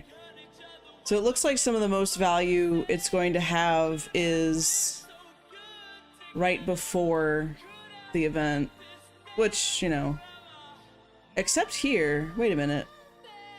Oh, there it is. Okay, yeah. So like early October, that first week of October is a real sweet spot. Except for May 2020 for some reason.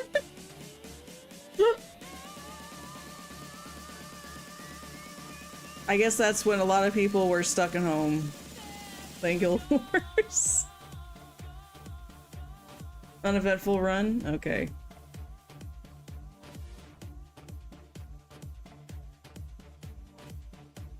Alright, well anyway, this was cool. So I will create an event here.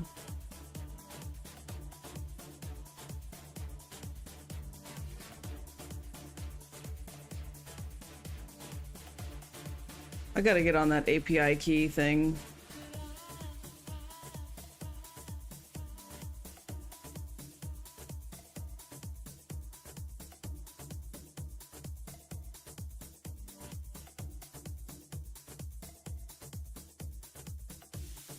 All right, we've got 10 minutes before Mad King says. Let's see if we can complete the clock tower in 7 minutes.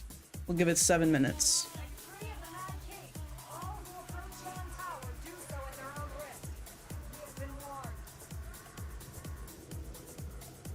I'm like so warned, it's not even funny.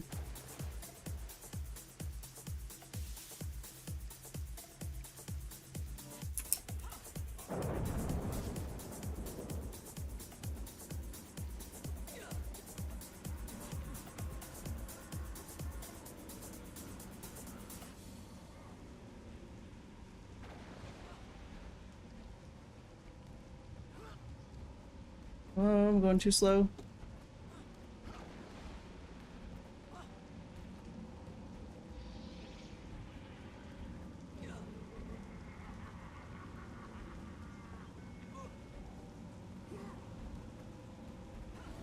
Oh, yeah, they got my toes. I could use crafting and then type what I want, and it will calculate cost with or without owned materials. That's nice. Arkham, did you know about the Guild Wars efficiency, Guild Wars 2 efficiency site?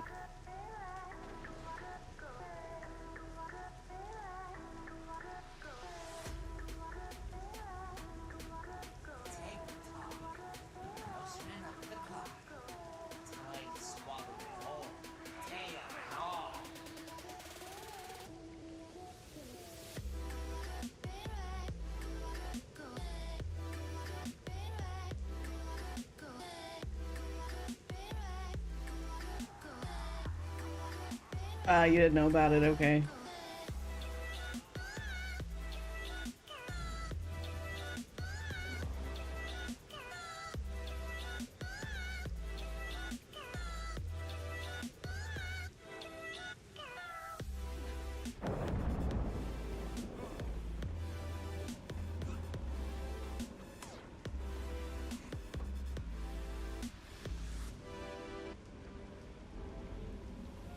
What is up with that lion cub? Is that a back item? Oh crap, I missed.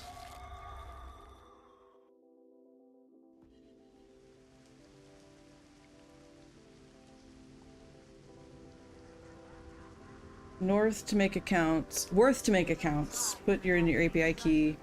Help you a ton of ways. Yeah.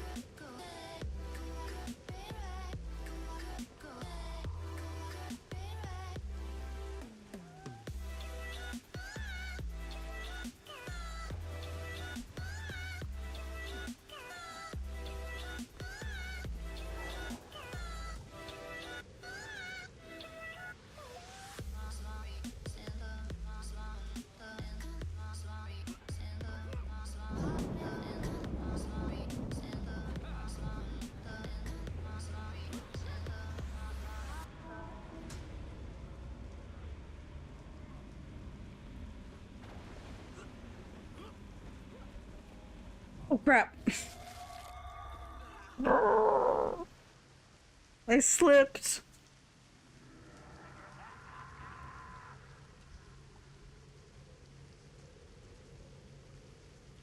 Don't try for the Mad King's treasure. You'll be dead long before you're rich.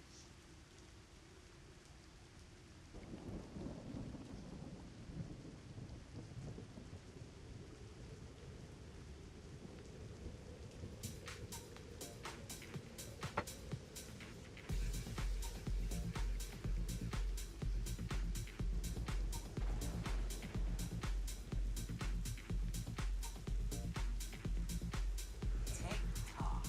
The mouse ran up the clock. Time swallowed it whole. Tail and all.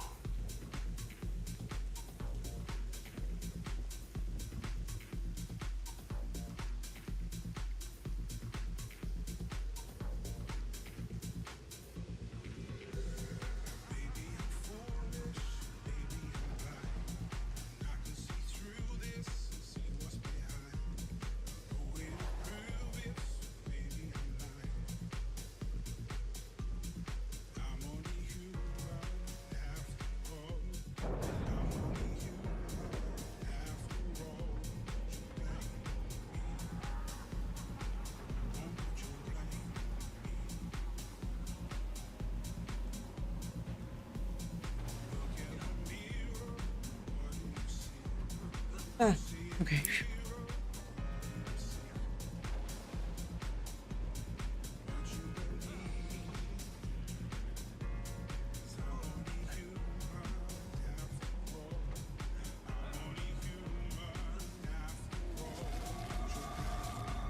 Nailed it.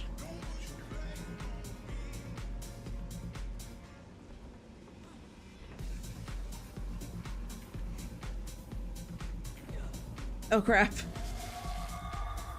I can actually jump to that spike directly from that block, and I just forgot that I could do that.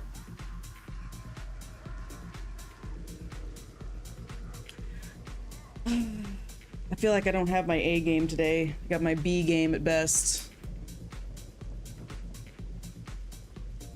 Gotta turn my 0 into a 1.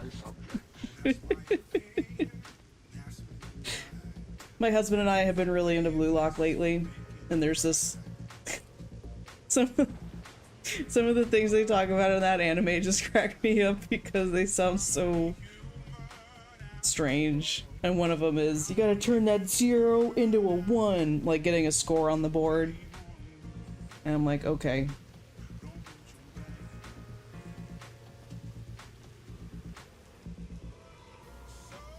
Like somehow it's this major breakthrough to be like, okay, I've just got to make that 0 into a 1.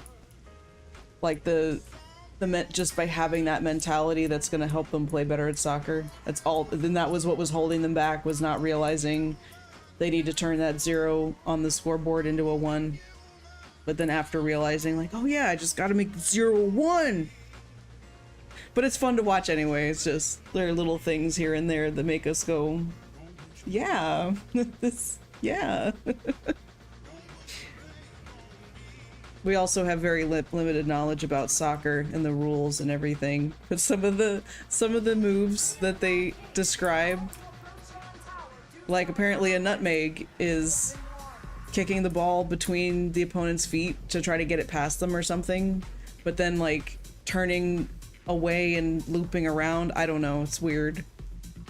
But there was one that was like, that they mentioned last night. What did they call it? A backwards banana shot or something. I've just never heard of it before. I was like, oh yes, a banana shot. Yummy, yummy banana.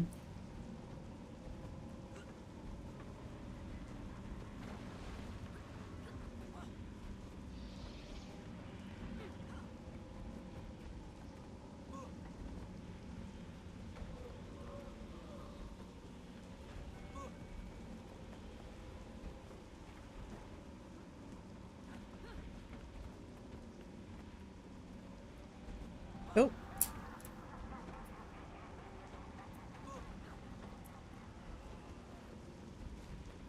Oh no! Huh? What? Oh no, I looked away and I couldn't salvage that anyway, but that was weird. This bunch of tattooed millionaires chasing an inflated pig. I didn't think it was made out of pig skin. I mean, maybe the original soccer balls, like when they were first doing soccer, were made out of pig skin. I'm familiar with a inflated pig being like American football. Thank you for that, Lurk Lost. Welcome in. Hope you're having a good Sunday.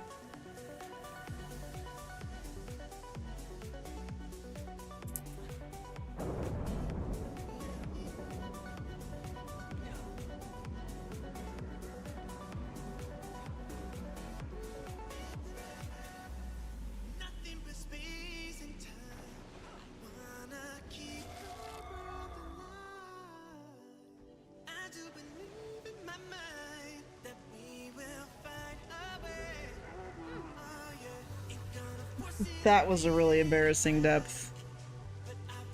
Death. That was an embarrassing death. Ugh.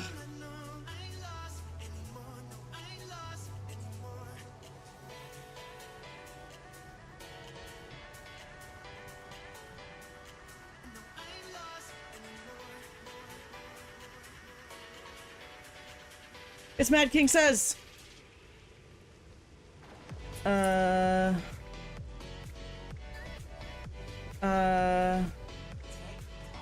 I want to leave. Okay, there.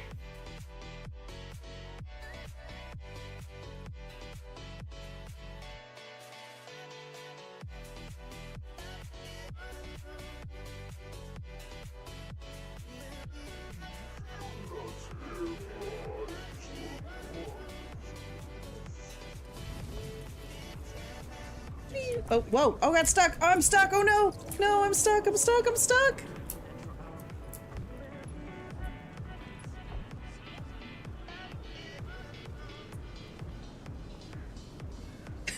Noah Sura energy. Right before I left the jumping puzzle, I said I'm just not hitting those jumps today. And then the other Asuran that was doing the dab in there, he said, R.I.P. Noah Sura energy. That's funny. Oh? It's an ANET dev. Or ANET person.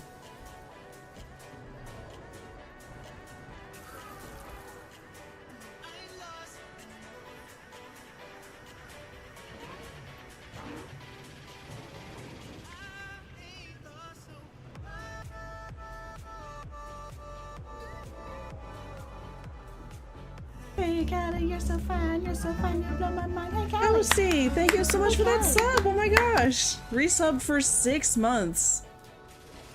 That's incredible. I hope you're having a good Sunday. I'm trying to get the most out of the last little bit of a Halloween event.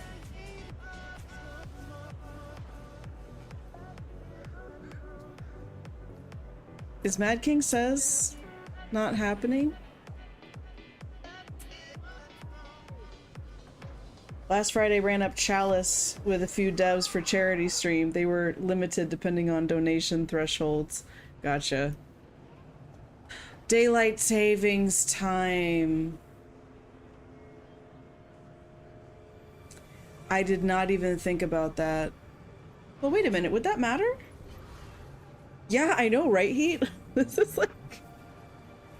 I might be off an hour. Well,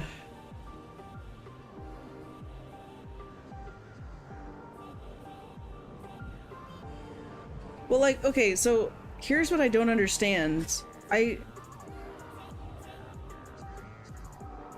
Server does not go to daylight savings. Okay, well, back to the clock tower.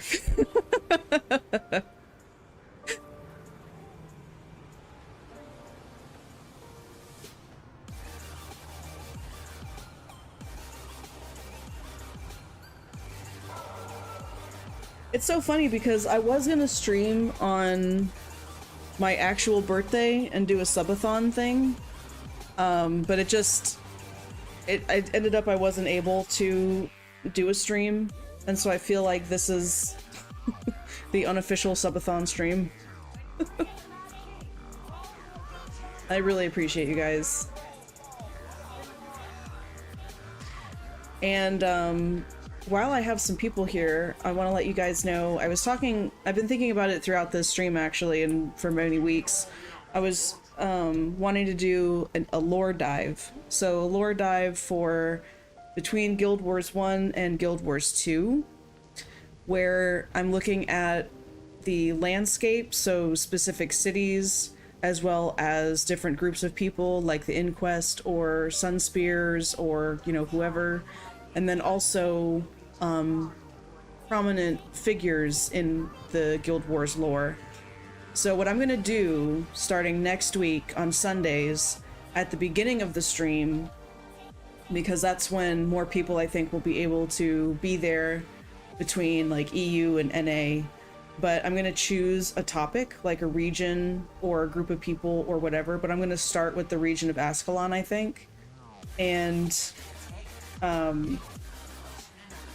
talk about its history, how old it is, and people that came from Ascalon and stuff like that. So we'll start that next week because the Halloween event will be over, and that's what we'll do.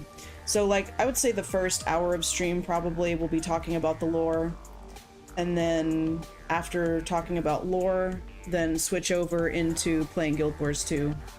You know, working on masteries and map completions and all the other stuff that I sprinted past. Oh, that's rising fast. Gotta be careful not to yap too much playing these playing this jumping puzzle.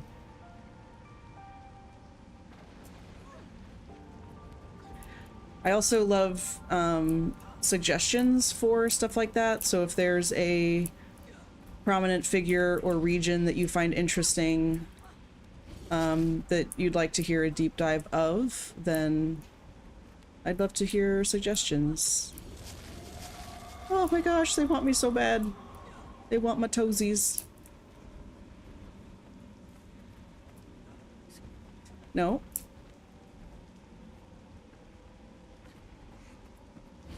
Oh, I didn't jump enough.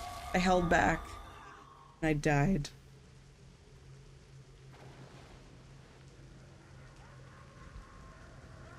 Tick-tock. The mouse ran up the clock. Time swallowed it whole. Tail and all. That's a really cool looking Sylvari.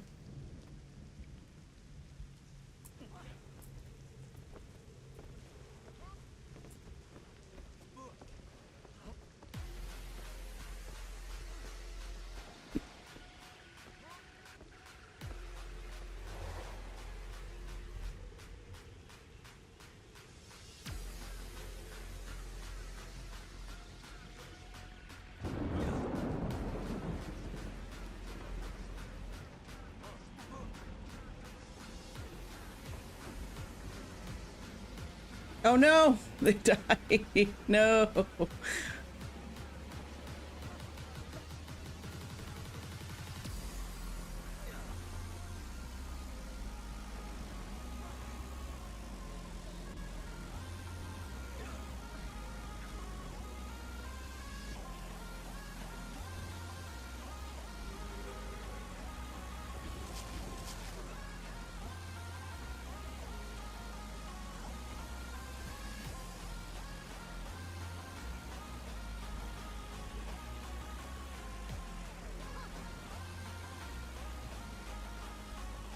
Here we go, here we go, here we go.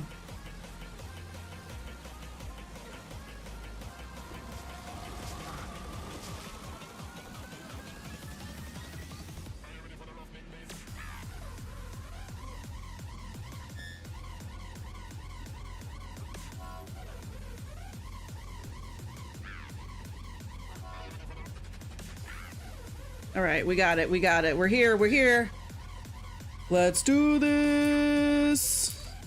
Wait, one more cycle. Too early. Ah, yes. Nailed it.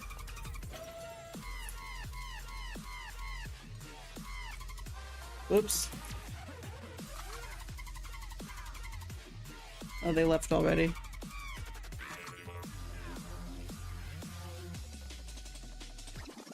Hey, what's going on, Elcar? Thank you. Thank you for the GG.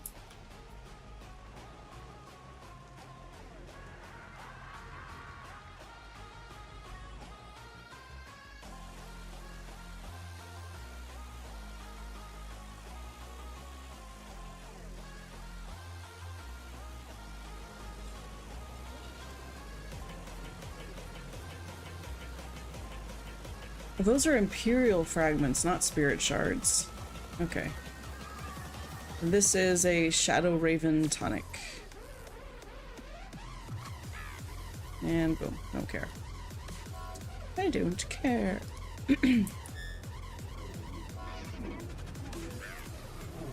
Oh, game. This candy corn is really effective bloody prince repellent. Just can't blame it. You can practically smell the candy corn at whole place. See a syrup might turn to syrup.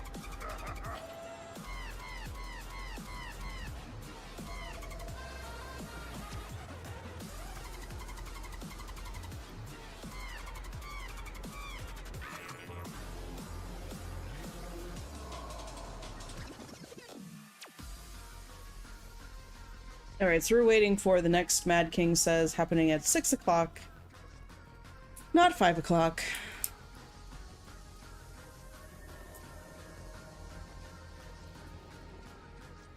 Oh, do we have a mentor badge? We do, we do.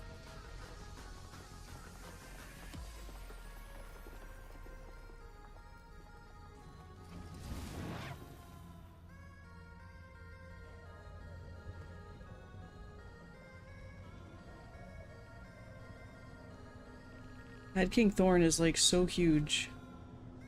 Absolutely massive. Whoops, I didn't deploy my glider in time.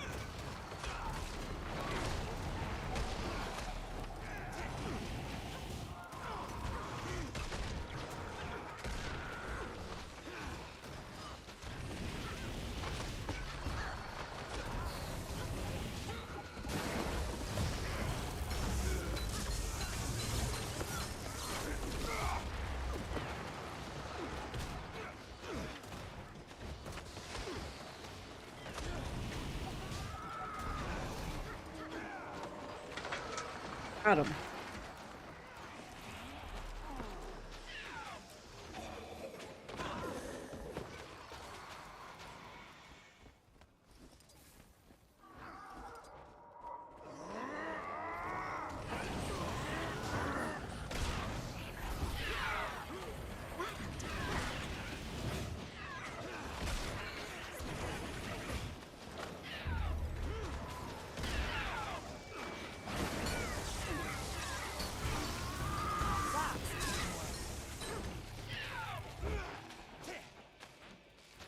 And I deserve it too.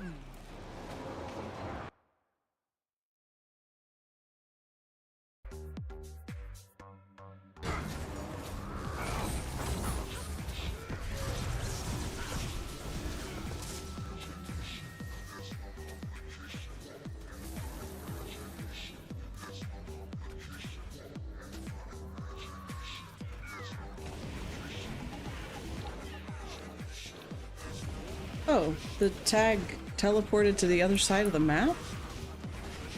What? Do they... Oh, they're... okay.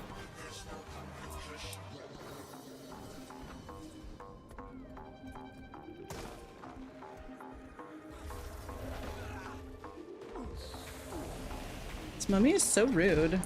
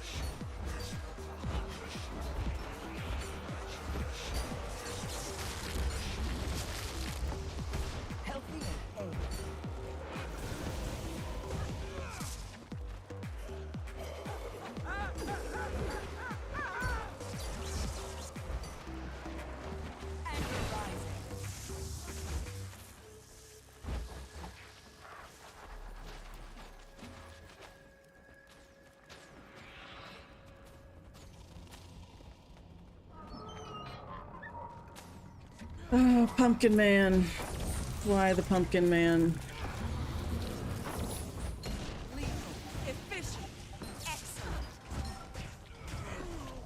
Do you know the Pumpkin Man, the Pumpkin Man, the Pumpkin Man? Do you know the Pumpkin Man? He lives in the labyrinth.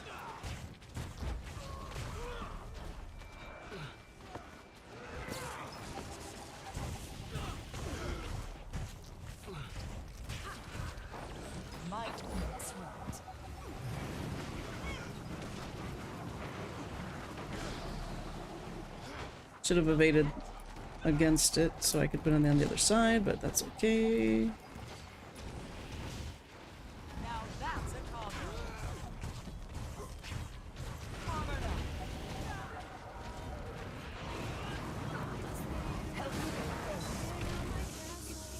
Oh no.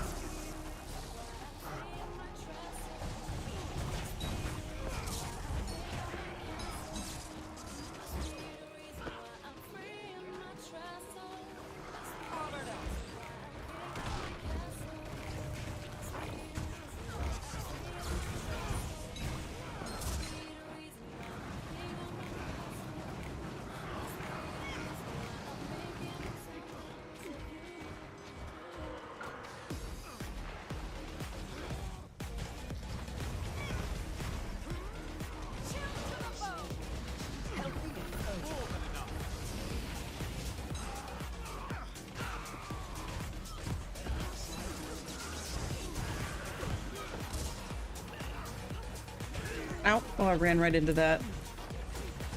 And I tried to dodge, but it didn't let me.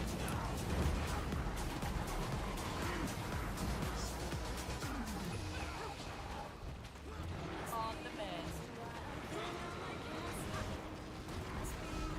Lethal. Efficient. Excellent.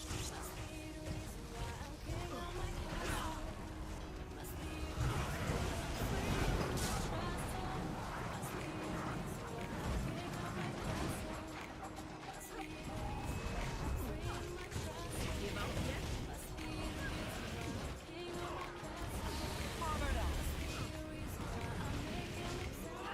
Lethal. Efficient.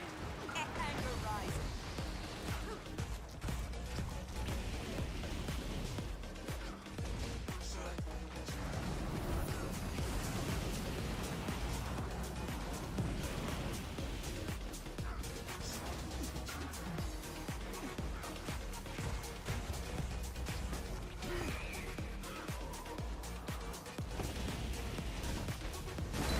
Now powered up.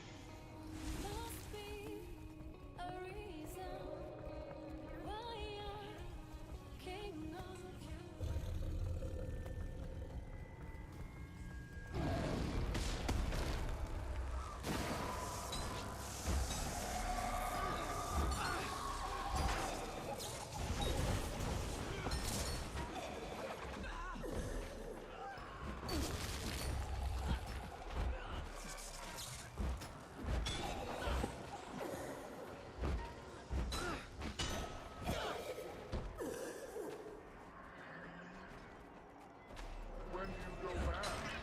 Back where? To the masticated cog that you crawled out of. I'm tired of this trip.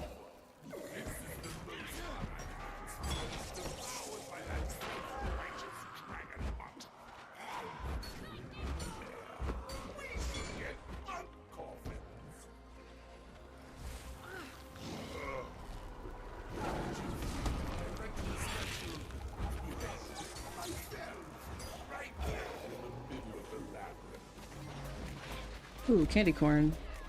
Farm that really quick.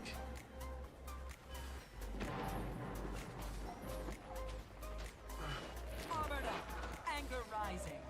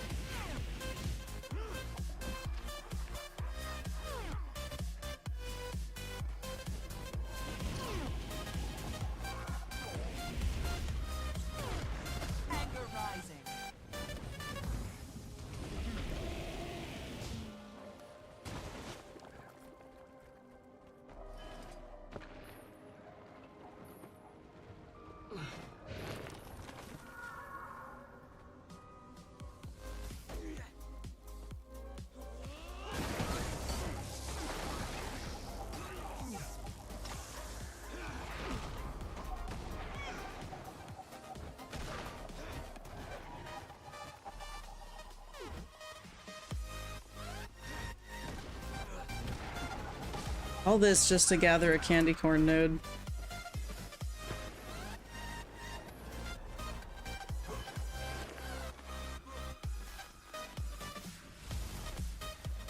This is Halloween, this is Halloween, Halloween, Halloween. What's going on, Nasirman?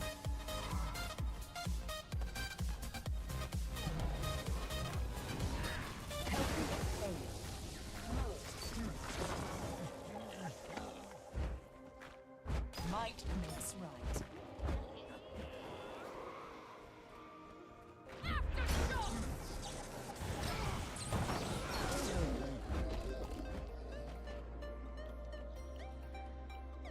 Killing time on a lazy Sunday? Nice. Are you killing time in Guild Wars or doing something else, working on a project? Healthy and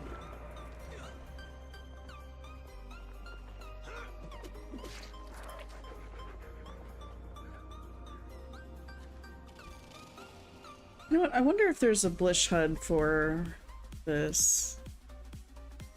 For farming the doors in labs. doing that one for days. Napping? Nice.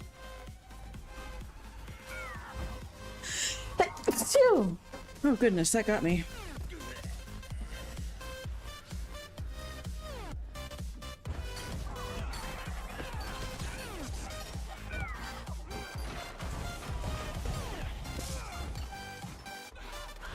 Of course there is? Okay. I just hadn't thought about it until now. Whoa. I might try to see if I can get into a different map where there's not somebody running so that I can tag up and lead it.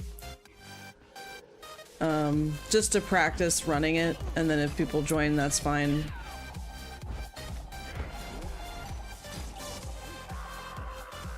But I'm not sure that this tag has a specific route they're doing, or they're just kind of wandering around, which is fine. But they... I'm not sure what their goal is.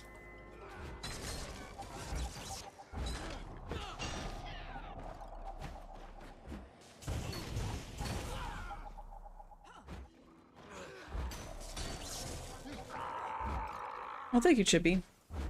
I've never cared to put the effort into maxing out Bad Collection for Halloween.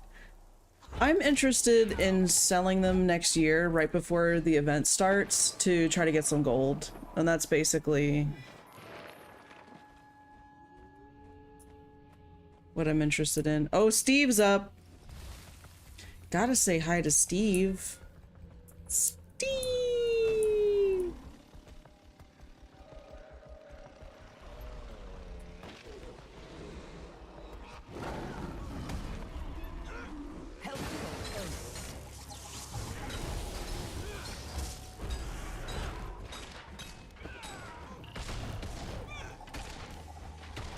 I think what I'd like to be able to do is gain enough gold to recuperate most, if not all, like at least half of the gold I spent for Catmander tag, if not all, which is 300 gold.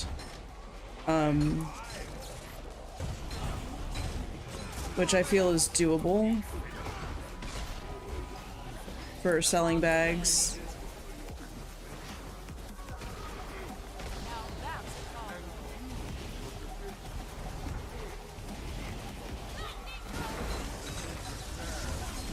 Oh, he's got me. Oh, he got me. Ow. He hugs so hard.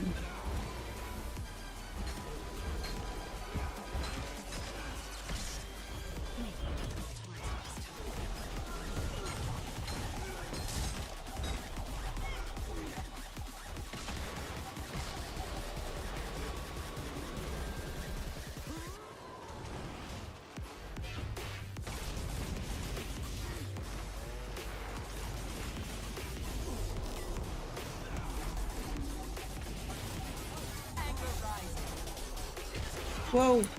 Oh, he got me.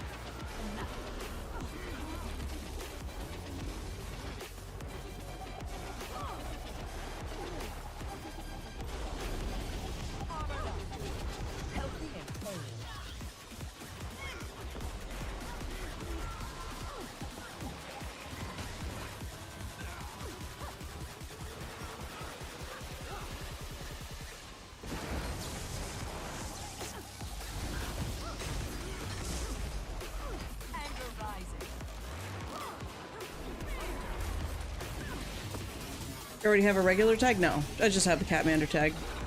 Once I found out I can purchase one before the other, I I don't know that I'll ever get the regular comm tag. There's probably an achievement or whatever, but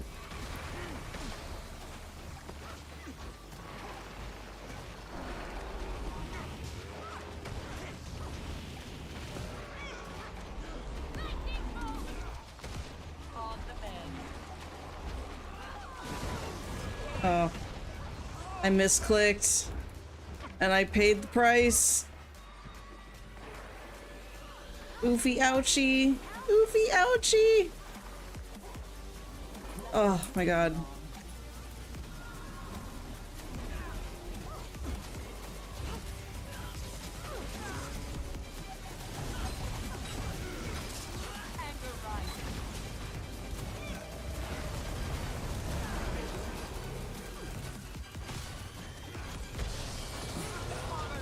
Apparently once you've bought one, the other one becomes like half off basically. So if I wanted to get the regular commander tag, it would be 150 gold. But I don't see a point because I don't think I'd ever use it. I would just always use cat tag. Yeah, 100% it's the better looking one. Agreed.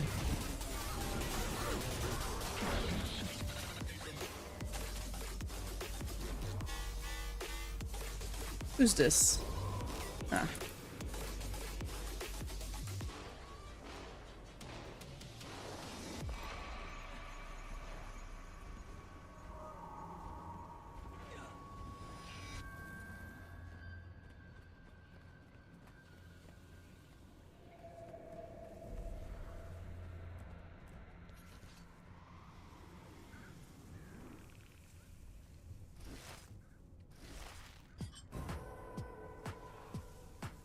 Oh yeah, that's my loot.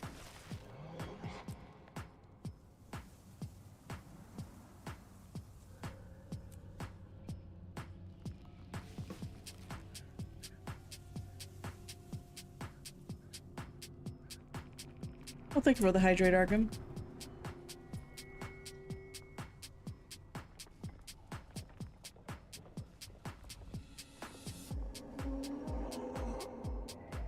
You know what, we're gonna do this really quick. Okay.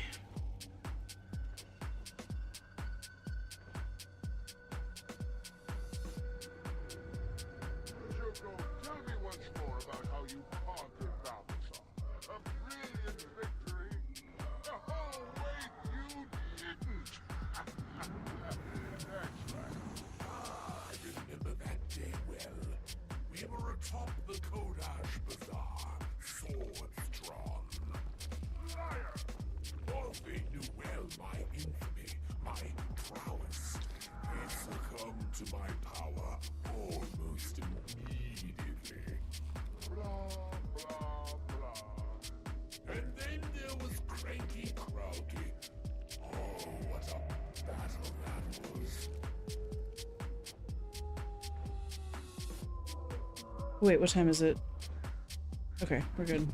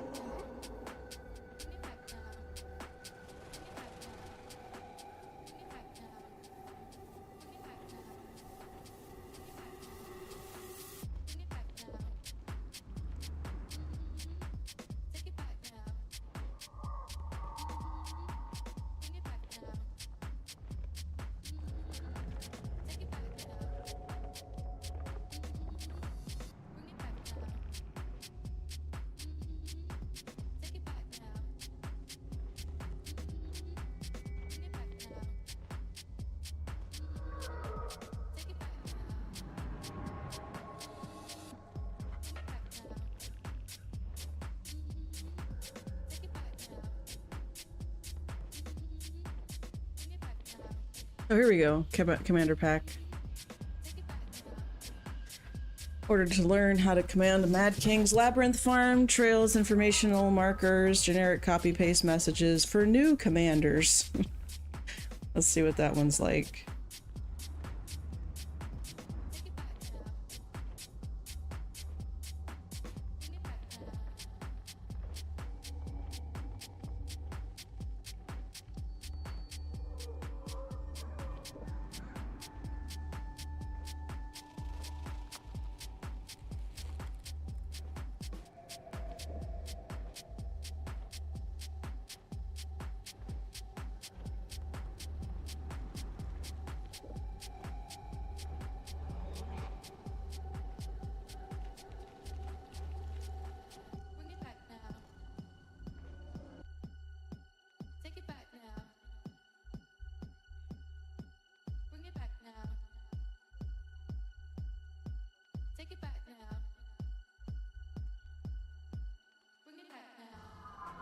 Now let's look what these pathing looks like.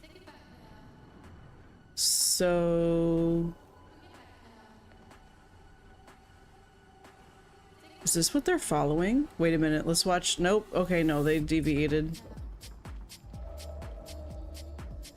Then there's red.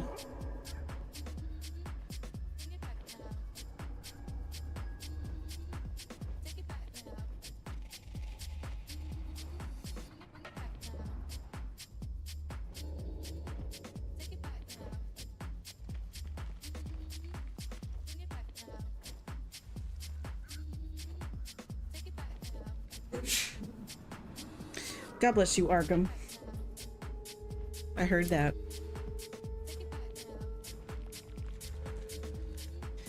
It'd be nice if it explained mob doors, veteran doors, info markers, copy markers, outer trail, inner trail, door trails, variable trail. Huh.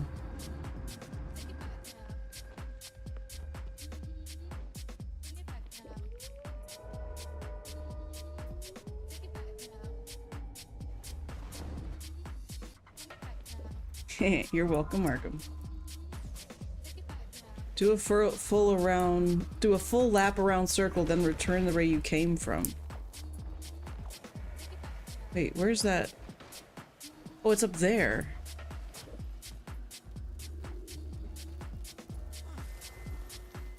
Oh, the purple and green, I can't even talk today. Oh my gosh. The purple and green on the stuffed sky scale is really cute.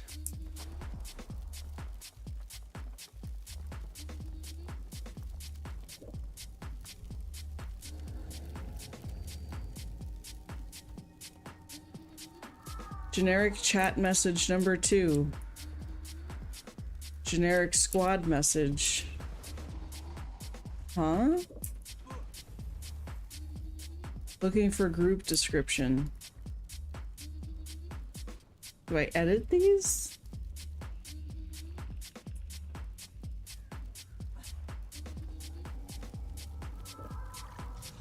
I downloaded the DaVinci Resolve if you want to teach me later. Oh, I am happy to teach you. Ooh. Arkham's gonna be an editor.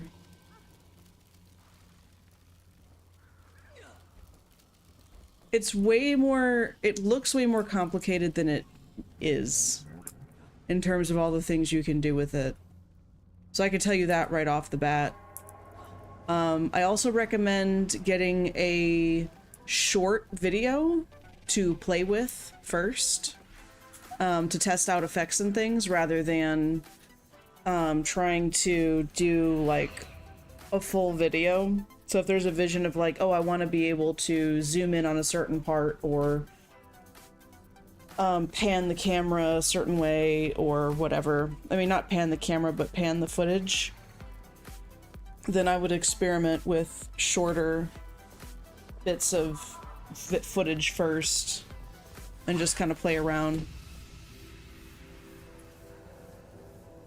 Making you use a license key? You might have downloaded the wrong one, because one is like a paid license and the other one is the free one. But I've never had to put in a license key. Yes, Tuna is also very correct. Don't go overboard with tips. Don't go overboard with effects. My brain might be already spent for today. Just do Mad King Says and call it there.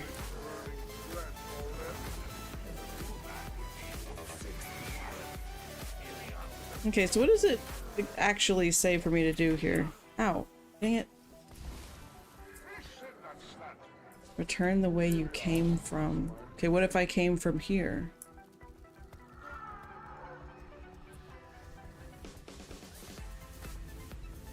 Okay, and then get the green door. And then there's another green door.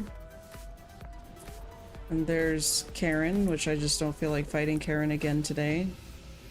There's a door.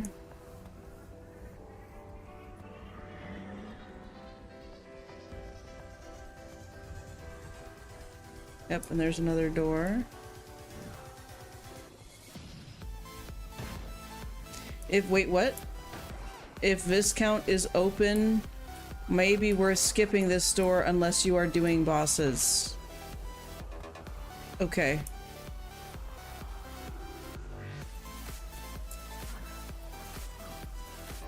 And then it's gonna say, do a full lap, return the way you came from. We'll just pretend I did a full lap, because I'm not gonna actually do that. Oh, did the other person tag down? This is my chance. And then you just do this to get to the next... Look at that, there's a green door right here.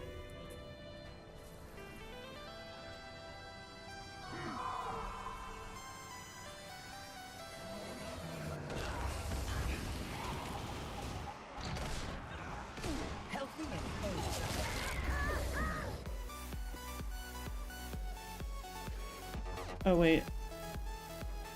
Tag up. There's nobody else on the map doing a squad right now, right?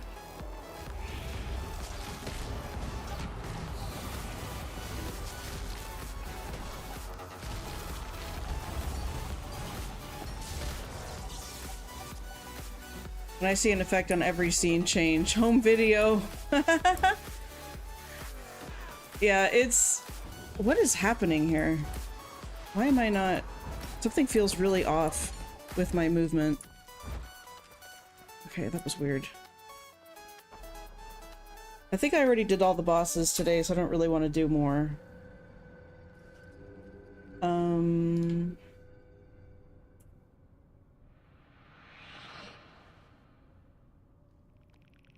Okay, yeah, no, there's no other person tagged up, so I'll just do it. I'll just practice.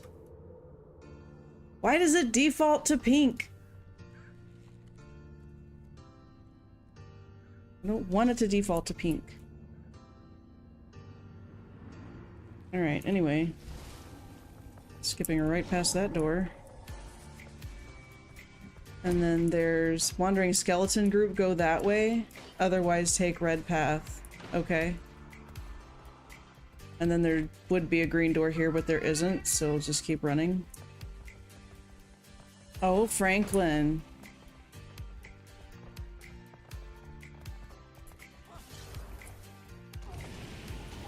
You need music for your video but want to avoid generic low quality blah blah blah. Look into really slow motion etc. Epic music and have several usage options. That's nice.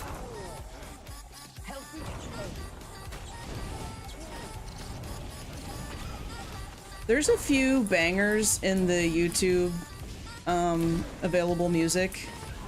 I was kind of surprised. There's a lot that do sound very generic that are gonna be like, oh, you're using that song like a bunch of other people use that song. But there are a few that aren't used as often by other people, so...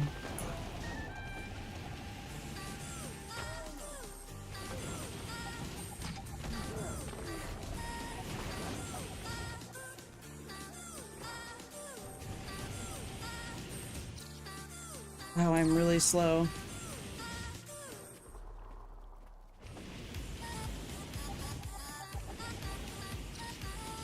Time is it? Okay.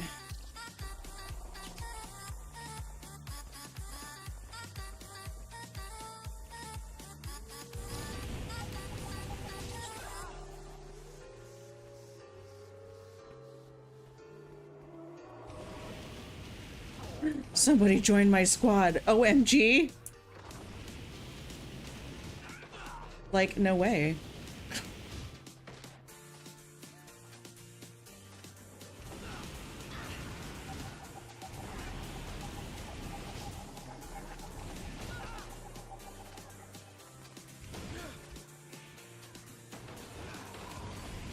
Oh my goodness.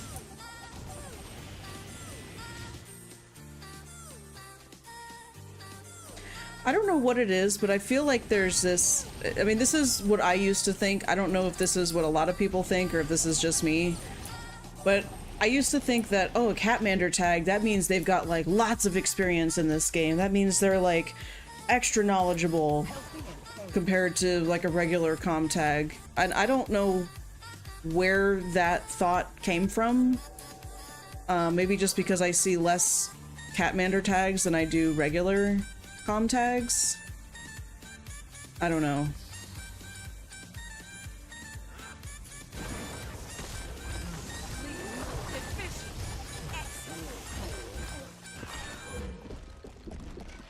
There would be a door here, but there is not.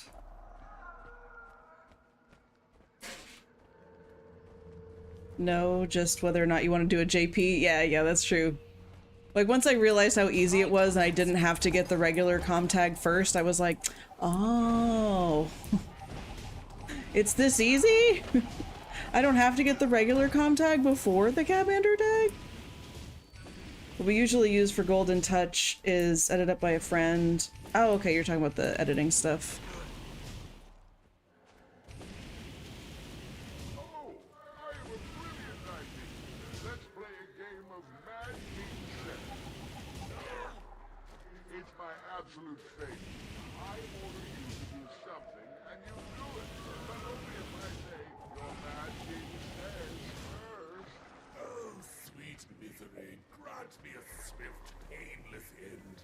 Or even an excruciating end if it means escaping this torture. Your Mad King says, cut your phone. Oh, wait, you don't have any.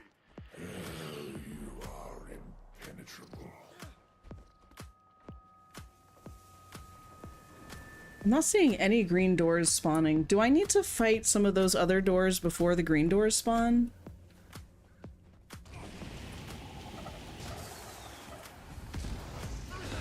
Ow.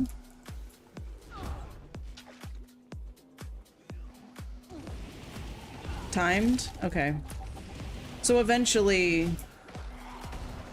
running this route, there will be green doors as we go by. What I can't account for is if somebody else activates a green door when we're not there. And then that can make it difficult.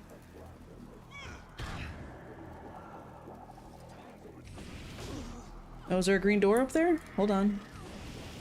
No. Got excited.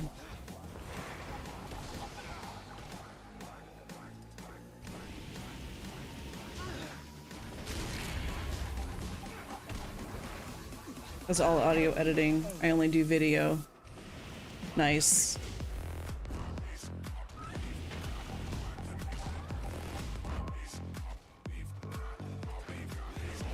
Oh no. You're surrounded.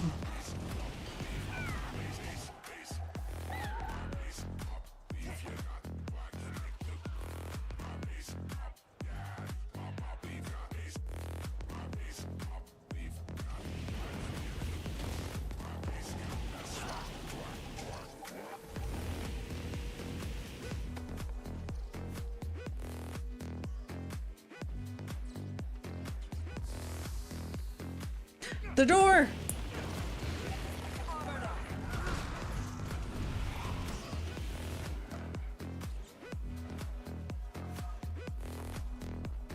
Wait for the tail to catch up. Oh my gosh, look at this. There's people.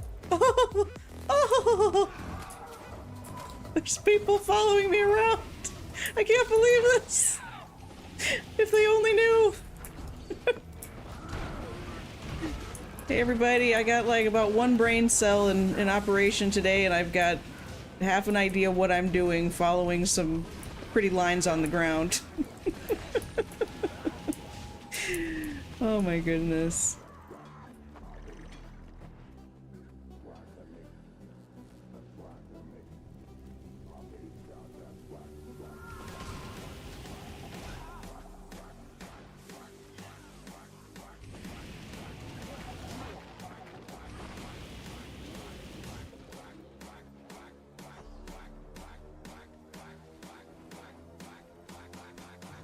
I mean, heck, if there's people following me around, I might as well just do this.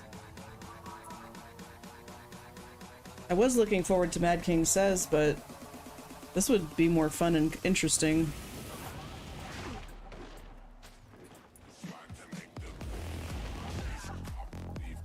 Might makes right.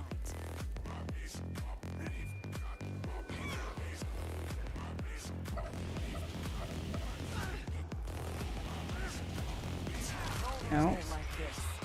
Anger rising.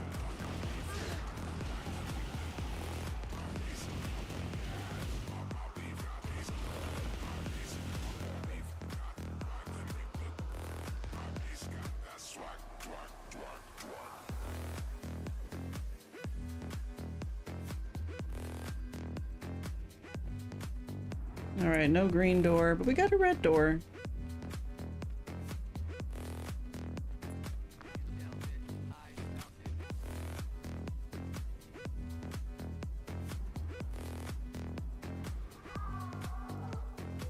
And we got some people catching up here.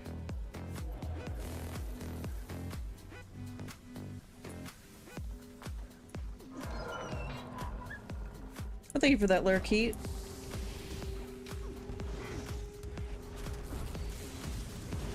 Might makes right. Lethal. Efficient. Excellent. Anger rising. Oh, got me.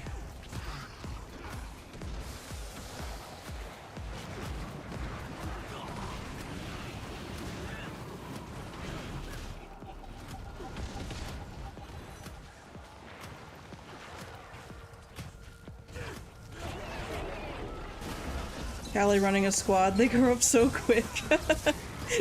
I know, right?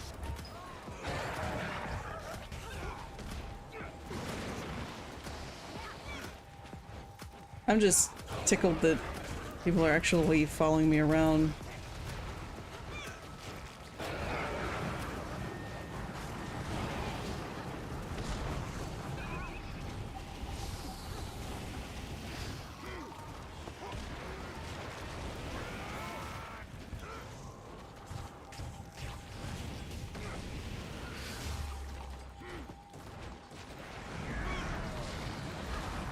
Healthy and whole.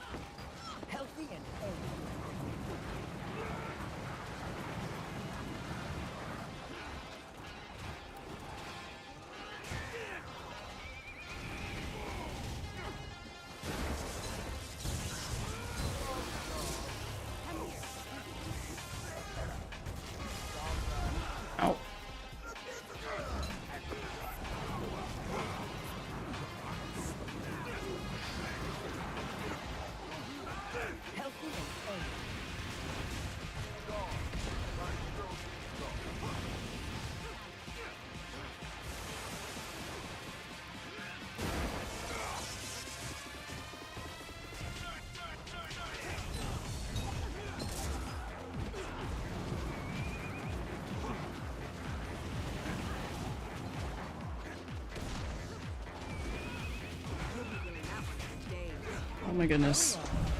Very nice, very nice.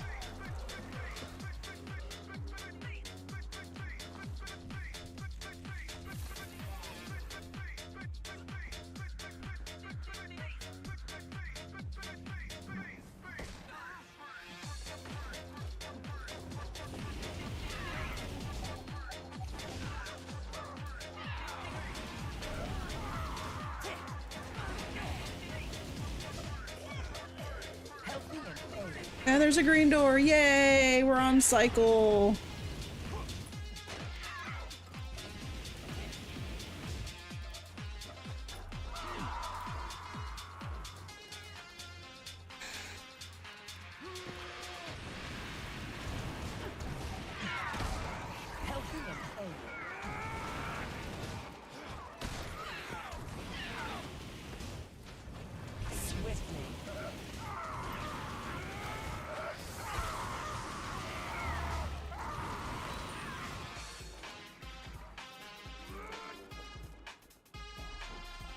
Steve!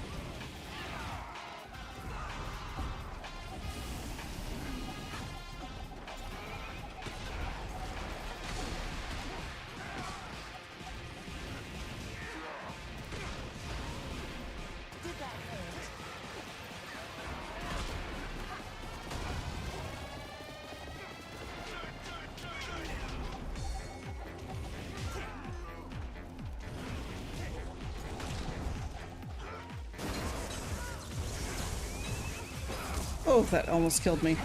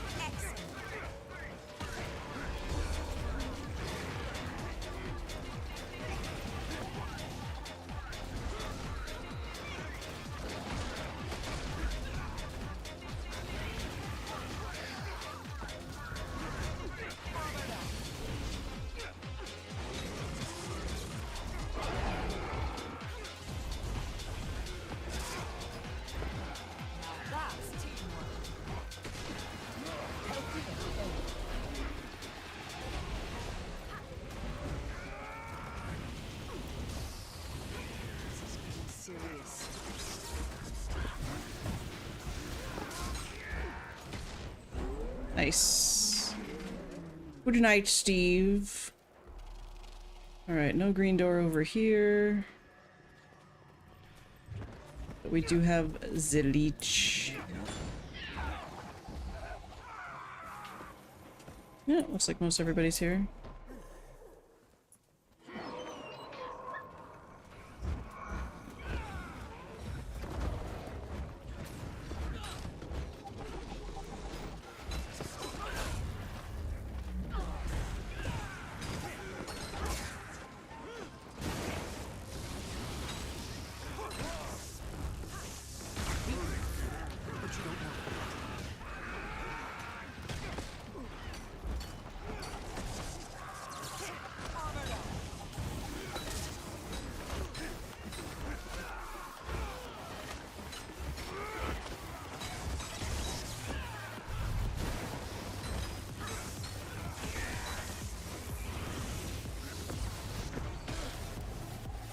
Whoa.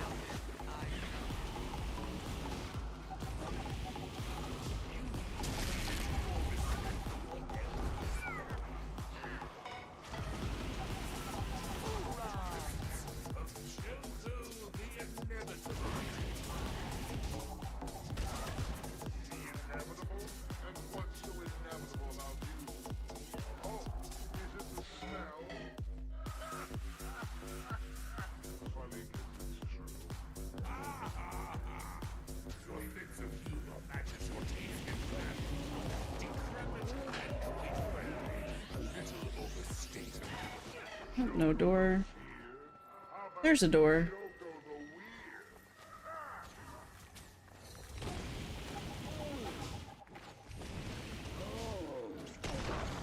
Healthy and hale.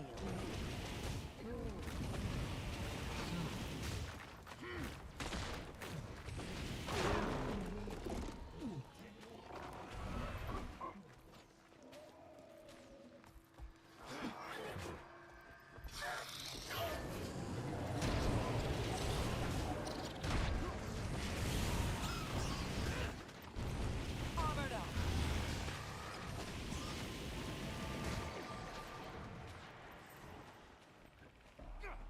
Oh my goodness, Franklin.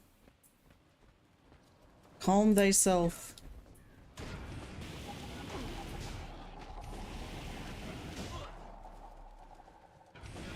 Oh, wait a minute. Oh, the door's not done. Oh my god, what did I do? Did we not finish the door? Oh my gosh. I don't know what I thought happened, but that was... Oops. That's okay. That's what happens when you're operating on half a brain cell.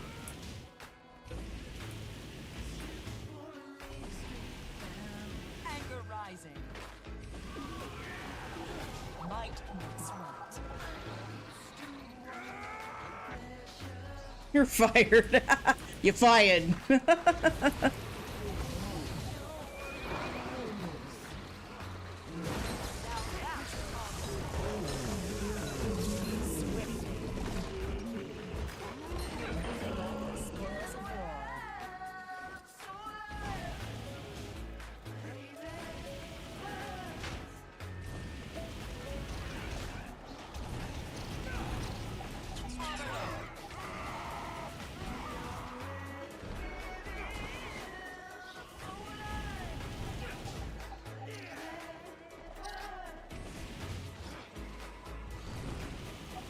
I went off the... No, I didn't. Okay. I was like, did I go off the trail?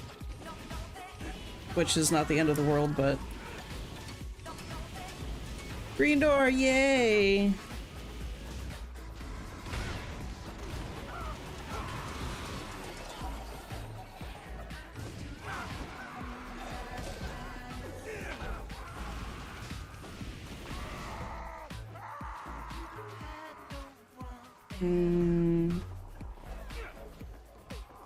There we go.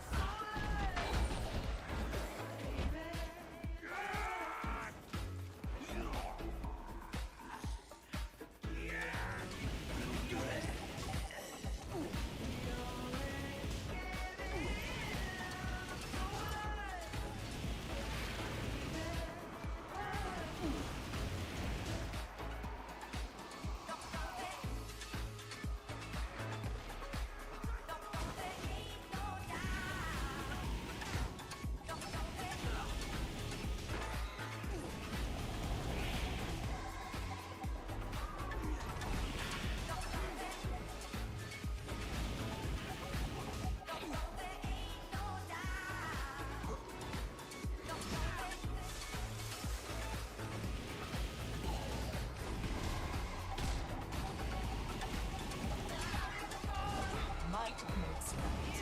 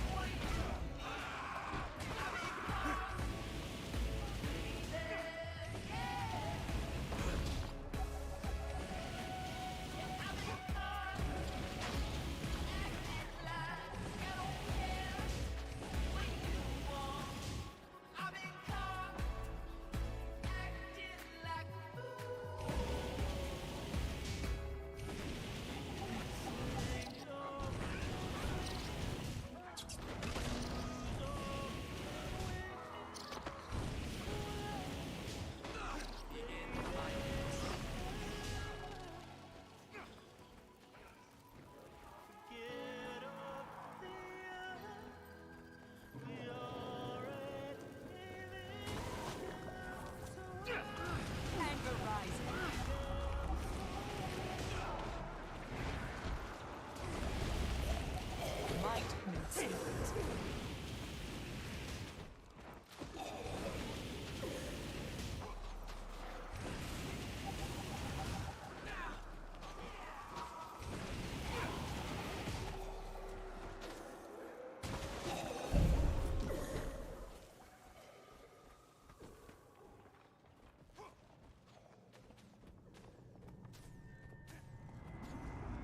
Hey, green door.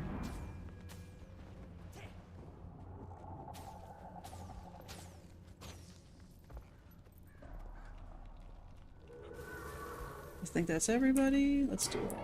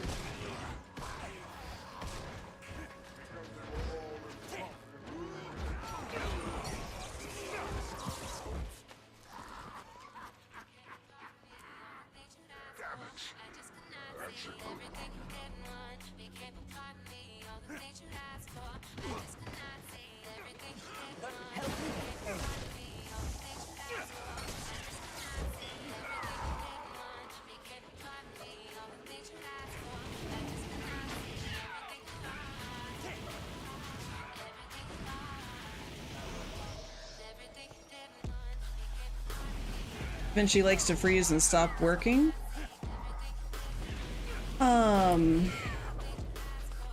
Not usually.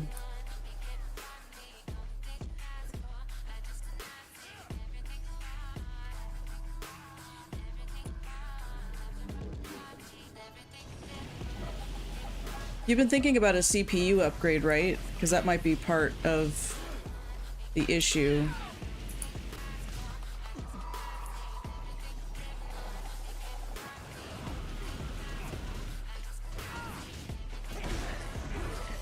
And how much footage are you working with at once?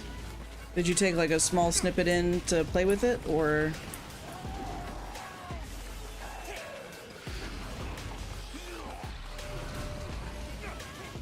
I mean, at the end of the day, like having a bunch of stuff in there to work on shouldn't be that much of an issue.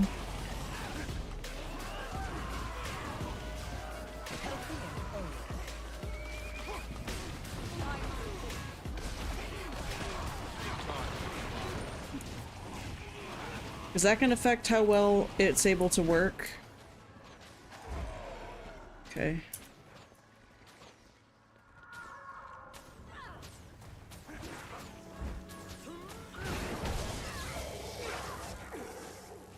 i5, i7 would be beneficial. Yeah.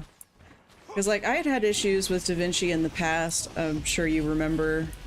It was making me practically tear out my hair. It was so frustratingly bad.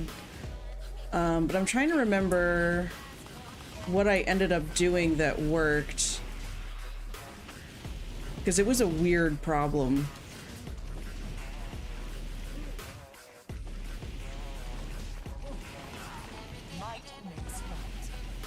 It's an hour long and you're not cutting it down. Okay. I mean, I don't think an hour's worth of footage should cause freezing issues.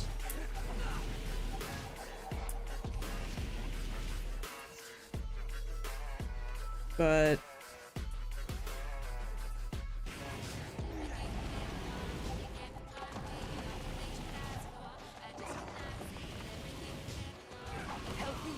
green door, yay!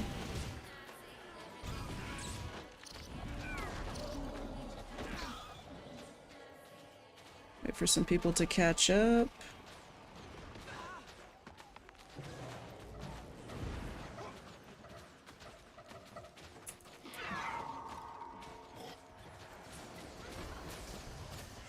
Candy corn! It is probably my favorite seeing a bunch of candy corns spew out because they're so big. They're these big ol' horns of candy.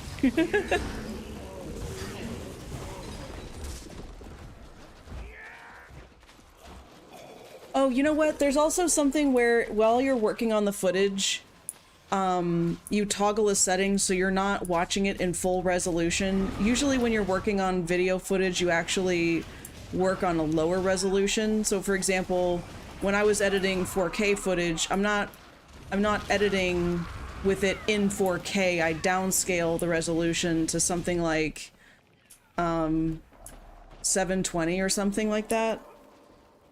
But I shorten it up quite a bit or downscale it so that while I'm working on it, the processor isn't having to work as hard on the footage. And I forgot exactly how to do that, but that is really, really important.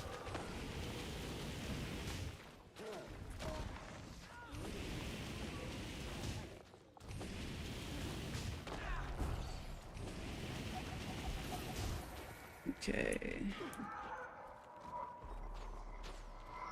Just randomly couldn't hear anything.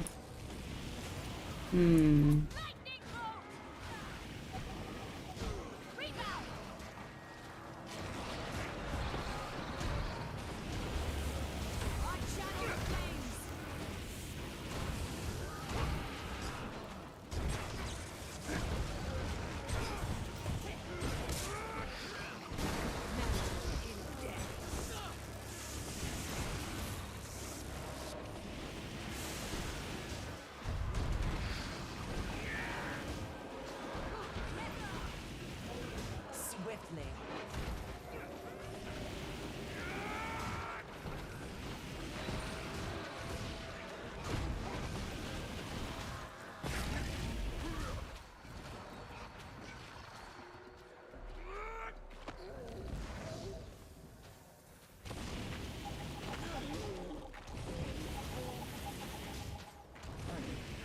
Too cold.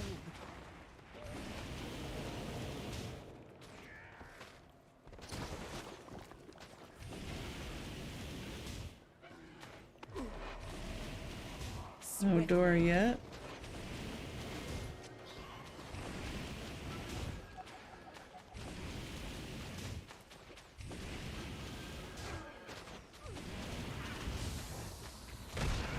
Maybe we'll do it this time. Healthy and healthy. Anger rising. Oh, where's Steve? Steve!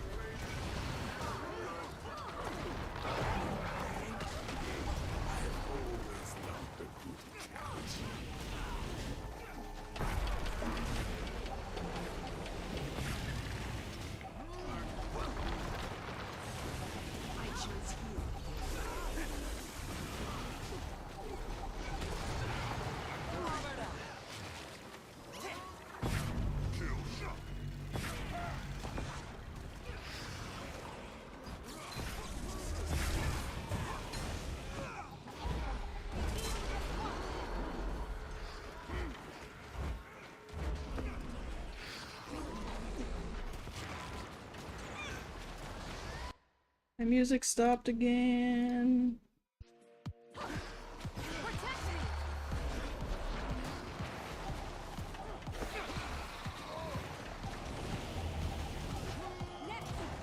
Healthy and healthy.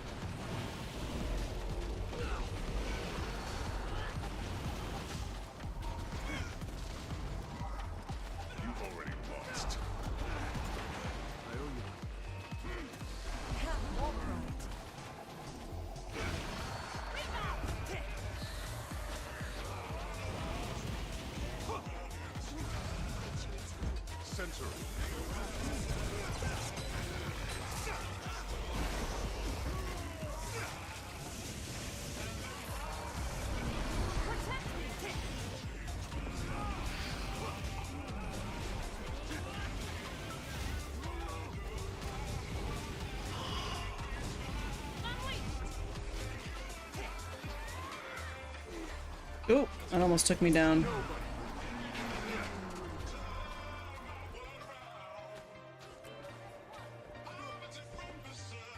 Nothing like the spoils of Oh, red door.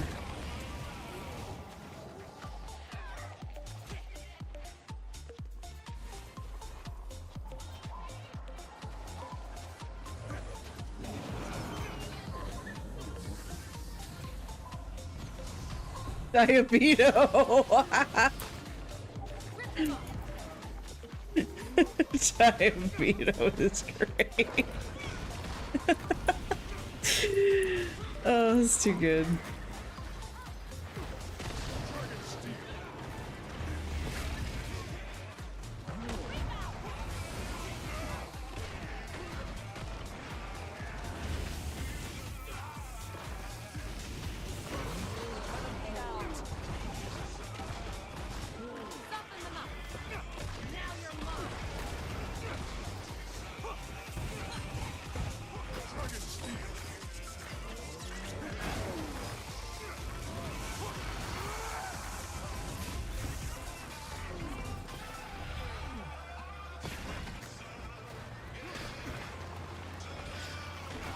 healthy and old.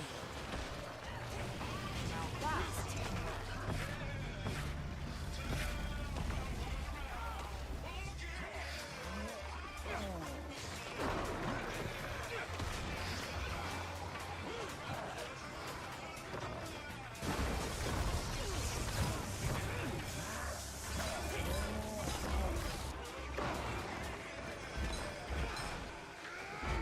Healthy and old.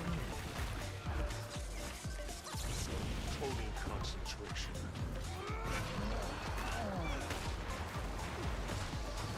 Someone's making some really yummy smelling food downstairs.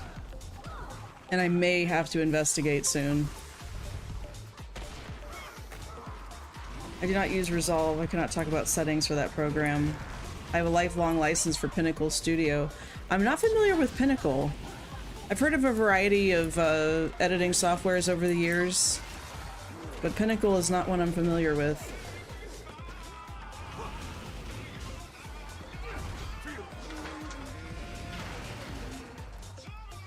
I think there's basically And I deserve it too. linear and non-linear editors.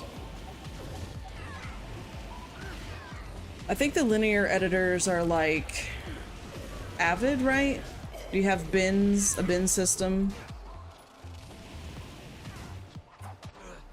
And then non-linear would be like, or excuse me, linear would be like Windows Movie Maker, where it's like you drop everything on a line and you just chop it up and take away as you see fit.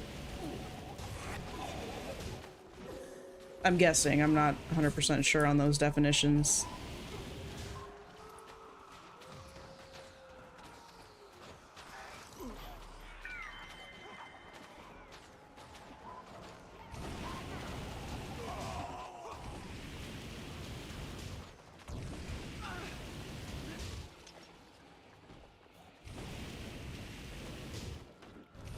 Anger rising.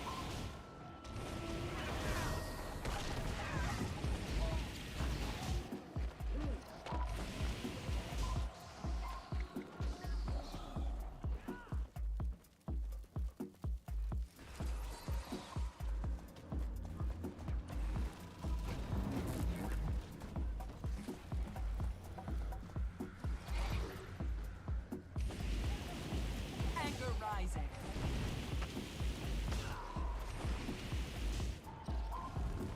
Did we come from here? We came from here, right? Pretty sure.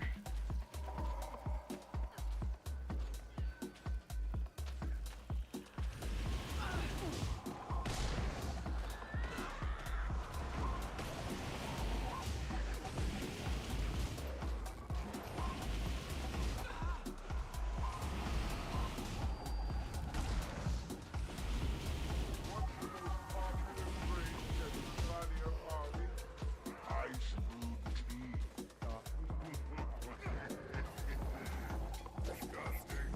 Yeah, we got the pumpkin guy door.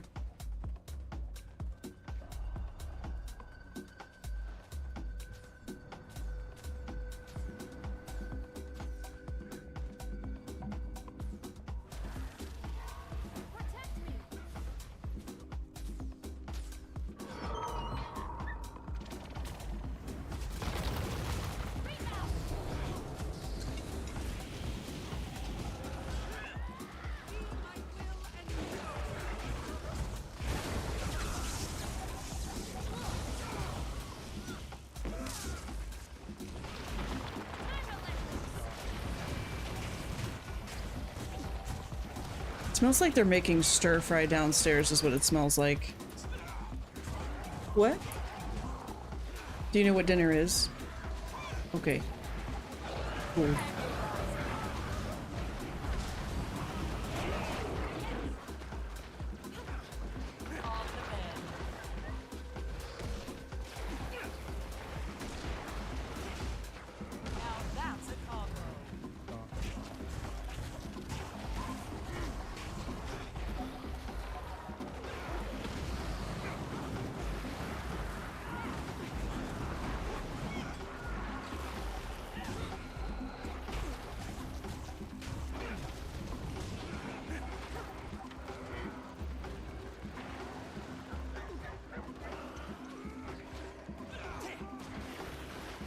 Ow.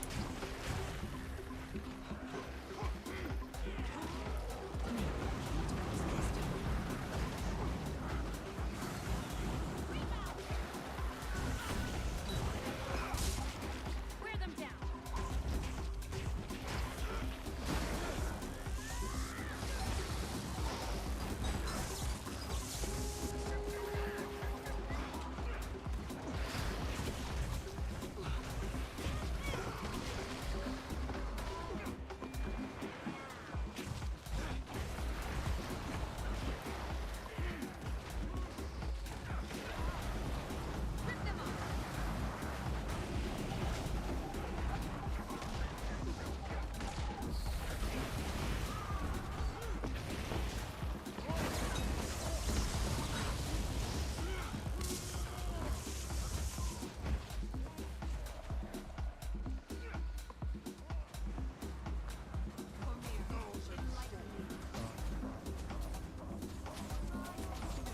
Rip them off. Justice prevails.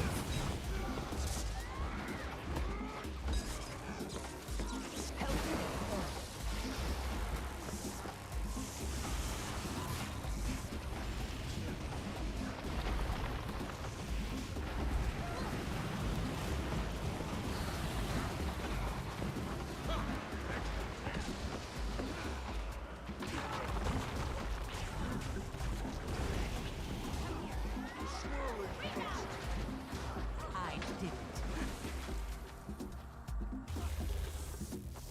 Now.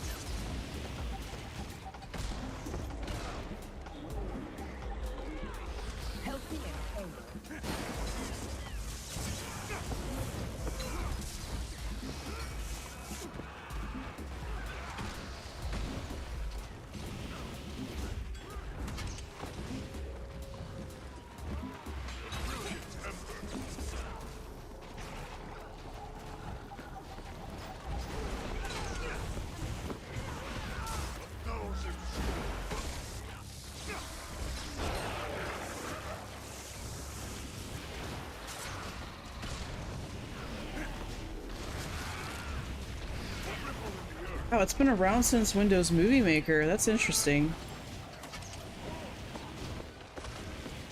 But I do remember when it was when they had Windows Movie Maker and then they discontinued it. I was very sad. But I got to take advantage. I was in a movie making club in like middle school, high school, and it was a homeschool club. So we'd practice writing scripts, we'd go film stuff, we'd you know, have all the different kind of setups, and Windows Movie Maker was primarily what we were using to edit the footage. It was my first taste in video editing, which is part of the reason I got a degree in radio, television, and film from UT, and now, interestingly enough, I make use of that in my current work as a massage therapist instructor. So yeah, I agree. For what it was, like, it was easy to make it kind of hokey with the effects, you know, the scene transitions and stuff, but it was still, I would still lose hours to taking all the different scenes that were filmed and dropping them down in the timeline and trimming things up. So it was just cool. Green door hole.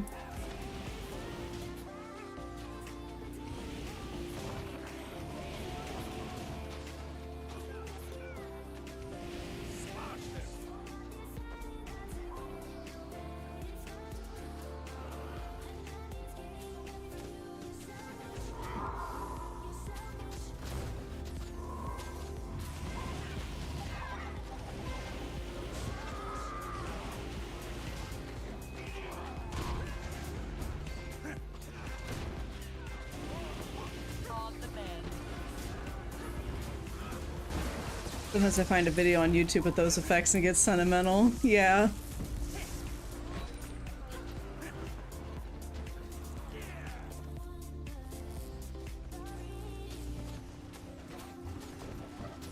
My goodness, Franklin is like really upset. We haven't been letting him outside like we normally do during the day. We have to take him to a vet appointment tomorrow, and we can't risk that he decides not to come back. Tuna Bandit is actually my virtual world cat avatar and my main star. Nice.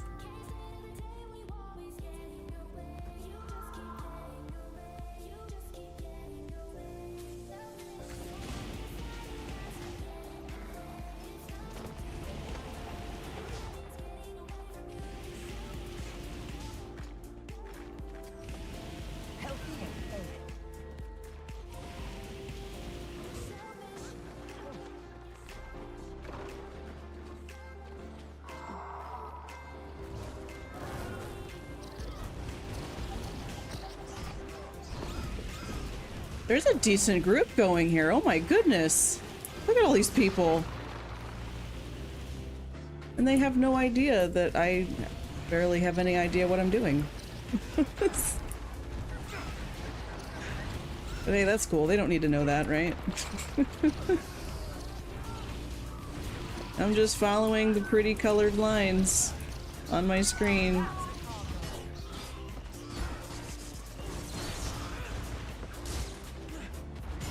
Burgers? Okay, burgers and rice. Oh, fry. Thank you. I was like, burgers and rice. That's an interesting combination. Sounds good, though.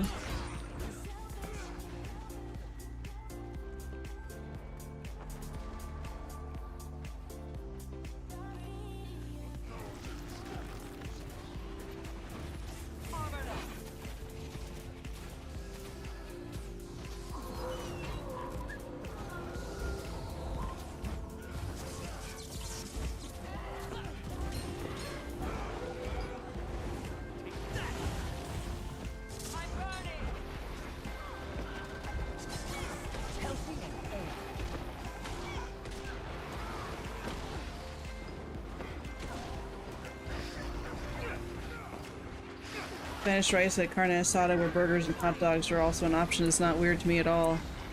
Oh yeah, no, it's, I love the idea of burgers and rice. It just hadn't occurred to me until I heard him say that, and I thought, oh, I misheard him. What I have done is, like, hamburger salad, and I'll do it, I don't have a bowl, like a taco bowl, but I'll do it like taco salad style, where I've, made burgers with taco, like I'll cook the burger meat with taco seasoning, but rather than having tacos with a shell, I put it all over a salad with beans and stuff. It's super good.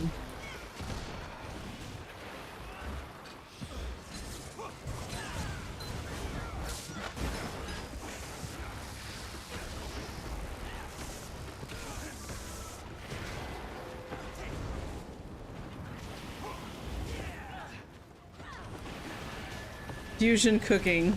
I love fusion cooking. Because at the end of the day, you got proteins, vegetables, carbs, and starches like rice, potatoes, all kinds of stuff, you know what I mean? Quinoa, whatever, doesn't matter. And there's lots of delectable combinations of those different food groups, you know?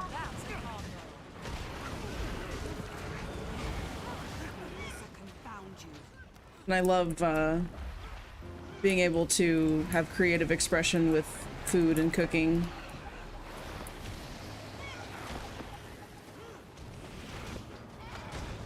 Running away, yeah?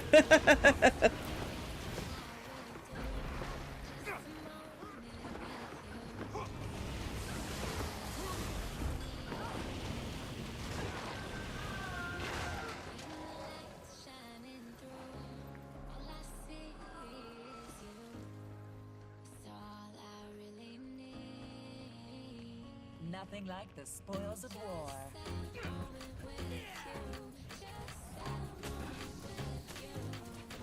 Waiting for a few people to catch up.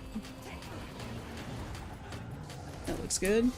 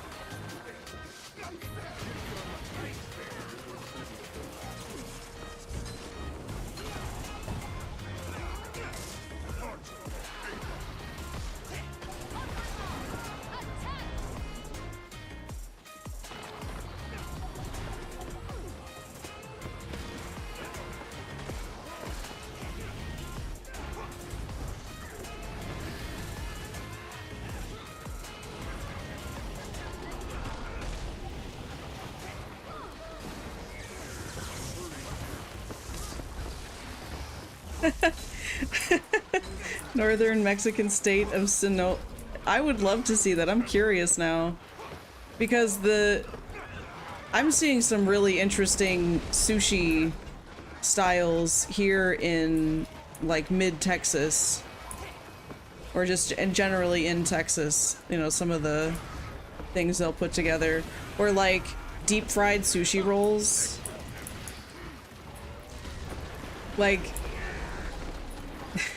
I have mixed feelings about deep fried sushi, but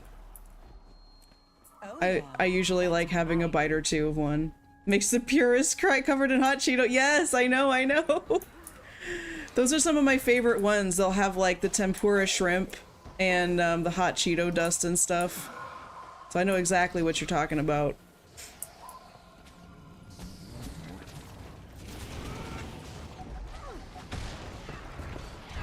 But I also, my favorite, ultimate favorite sushi is still the salmon on rice. Just regular salmon.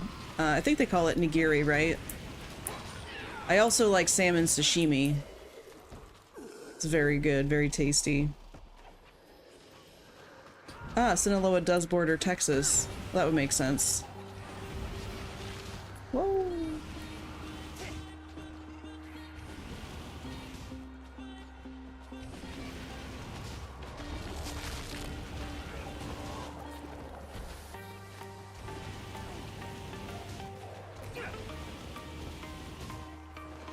Oh, your geography was wrong. Oh, where is it? It's the Texas border when I mix up the names all the time. Okay. So where in Mexico is it?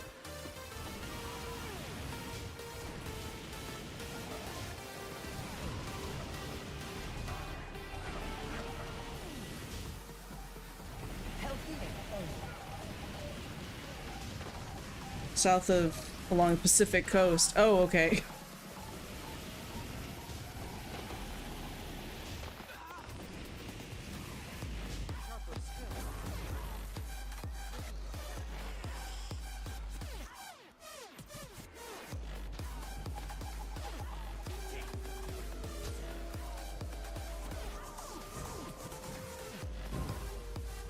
Candy core chest. Oh, what is this?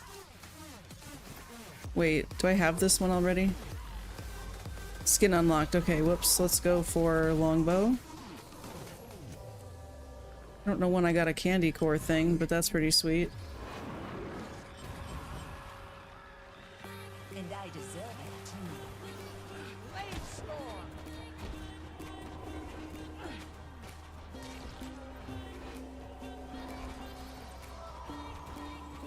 Are they all running the race? You guys, we don't need to run the race. They're running the race.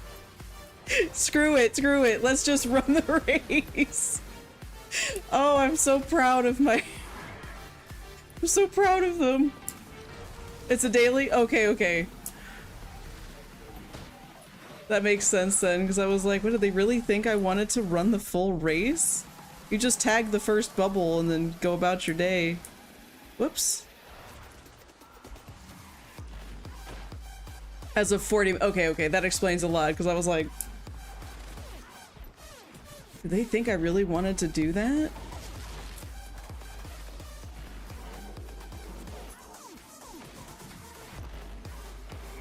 Oh yeah, the race is fun. I just forgot about the daily thing. And races in general are fun, but I think I've done this race a few times already this year. So usually after I've done it a couple of times, I'm like, okay, I'm good for now, and just get back to this next year.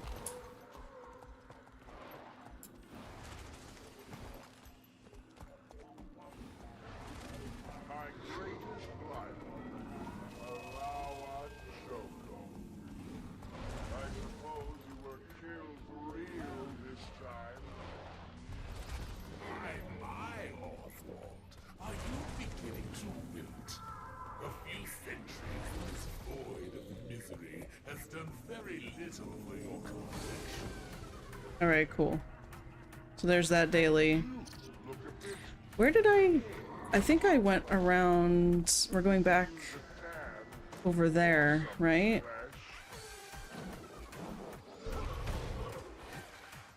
I'll just start running the route again, it'll sort itself.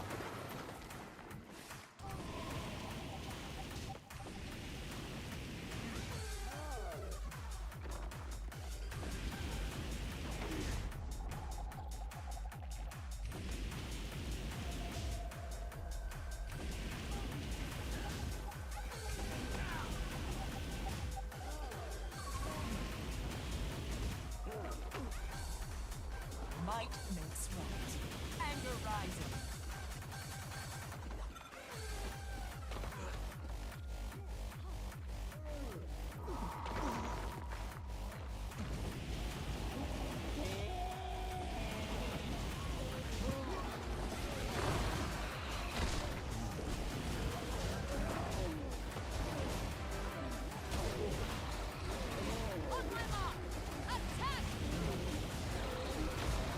What are they targeting? Oh, Spirit Banner. Okay. Thank you.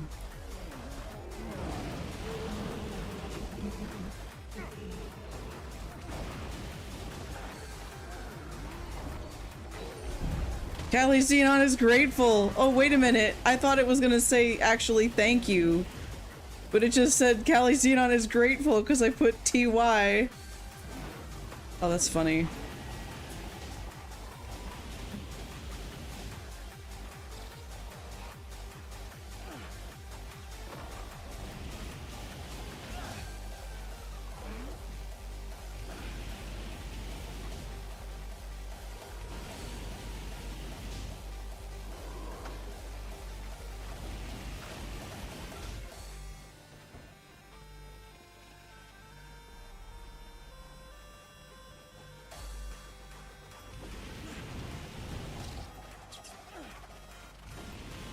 Healthy and whole.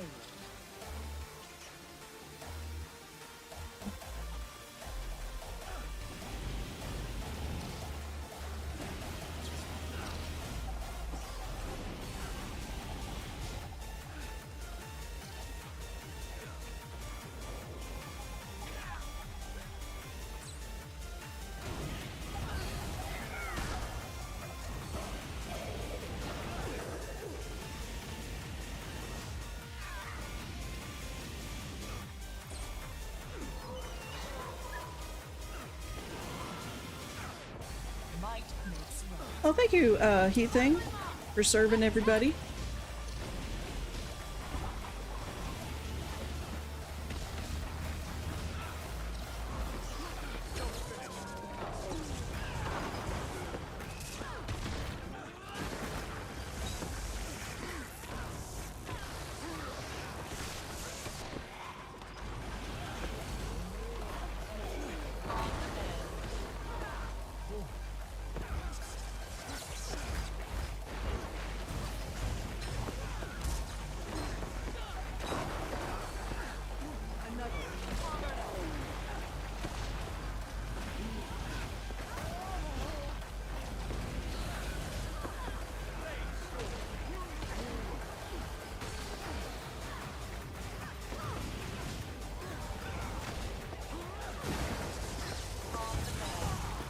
You average about a minute on Beetle? Dang, that's impressive.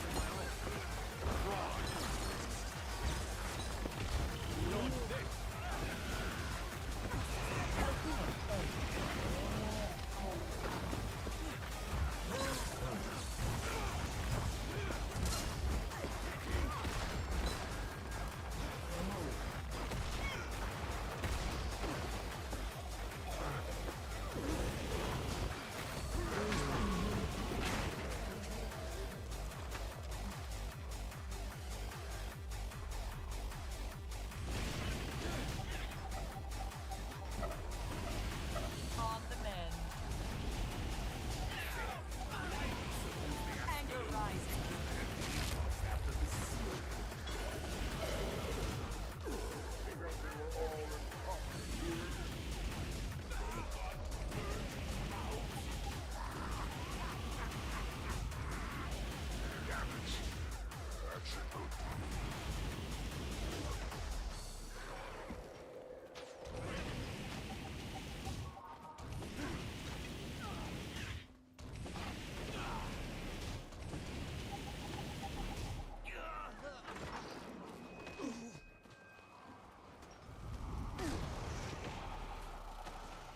Healthy and whole.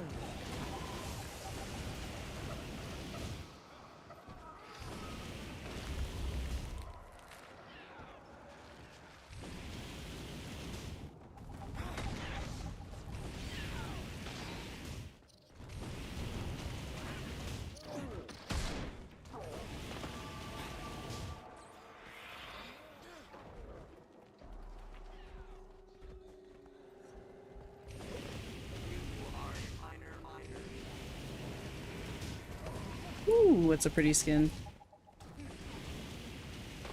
Oh, the green door's up. Thank you.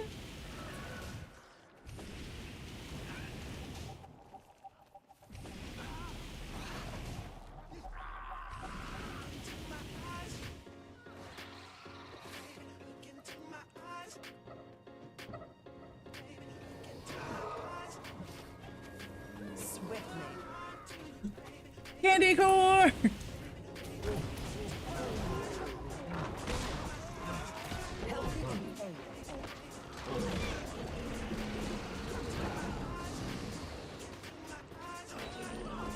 Nice.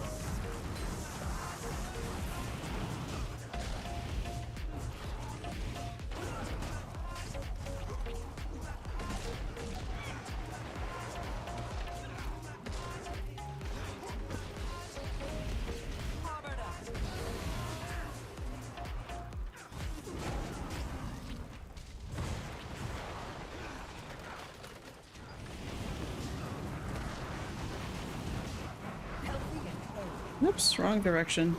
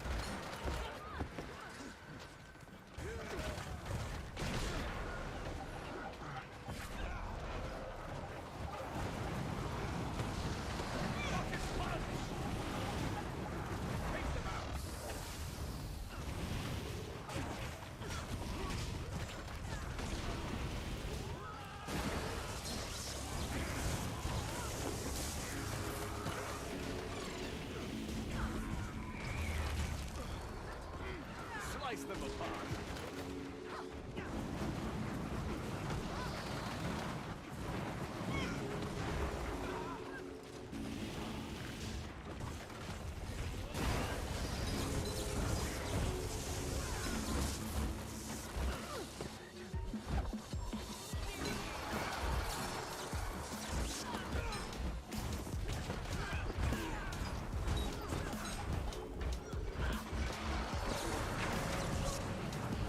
Death stalks me.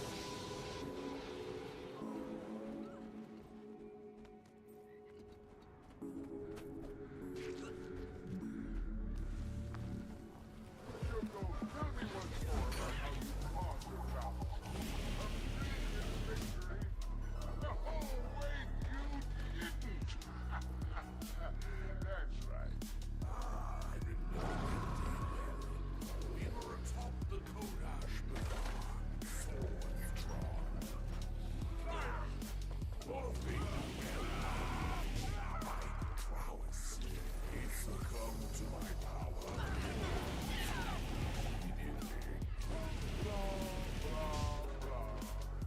And then there was Cranky Crowley.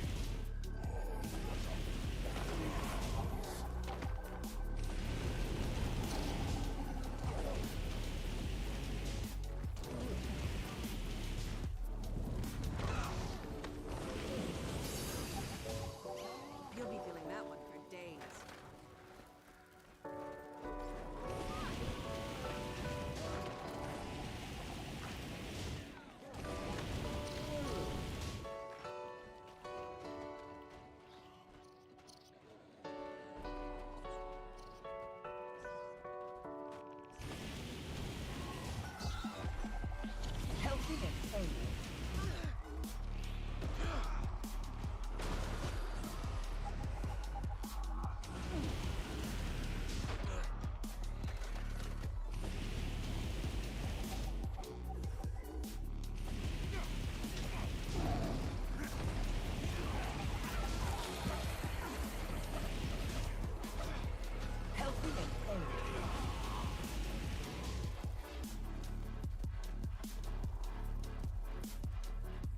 You cannot go outside, little man. Oh my goodness. Not happening.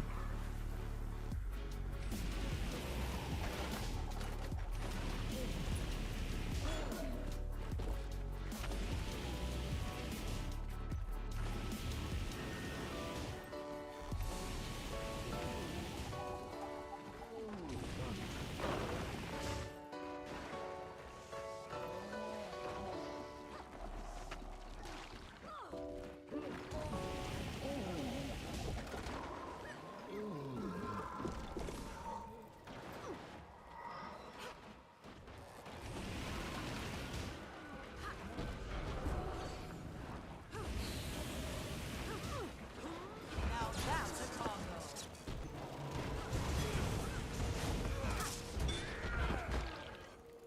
Whoa.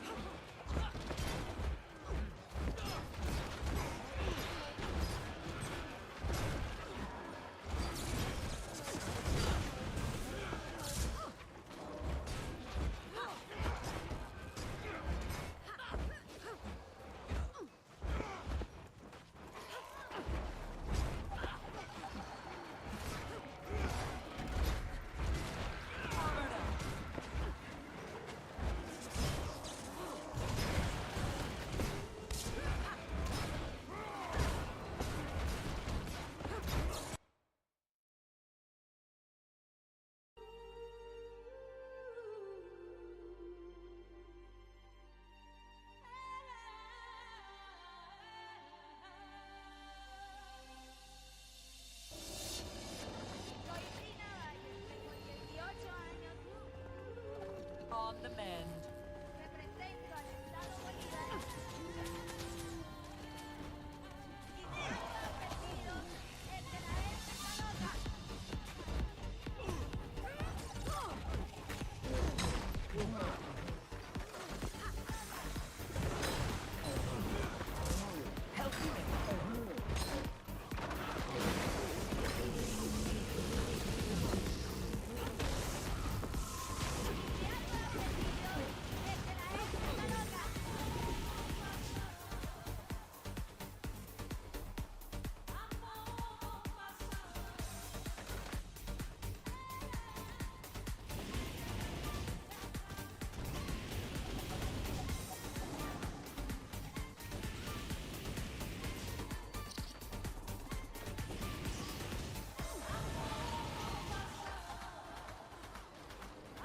Well, thank you for the hydrate heat thing.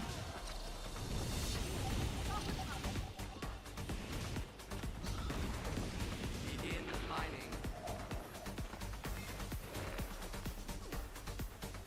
Steve!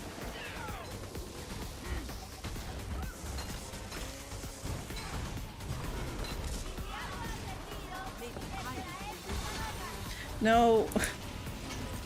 Why would they open the door while Steve is here?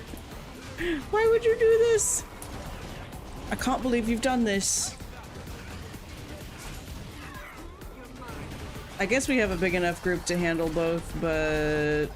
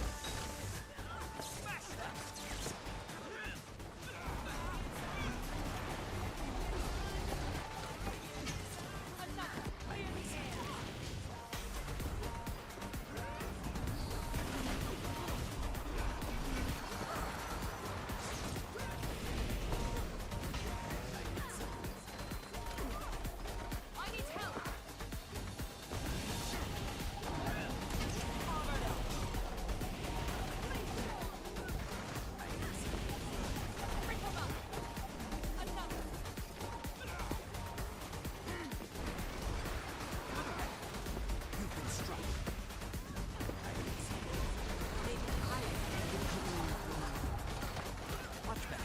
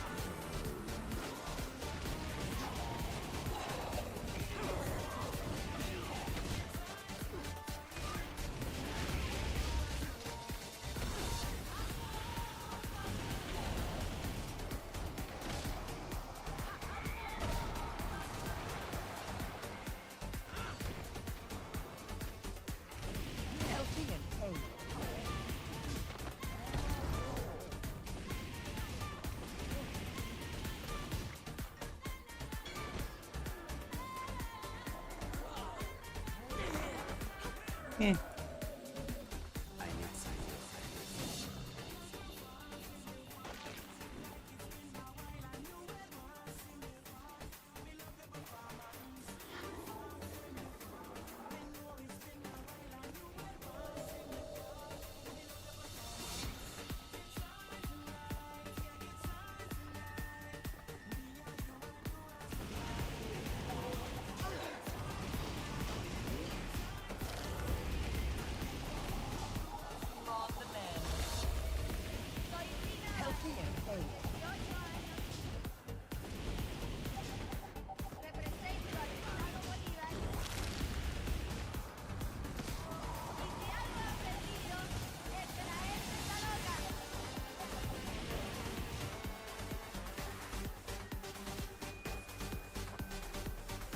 And I deserve it too.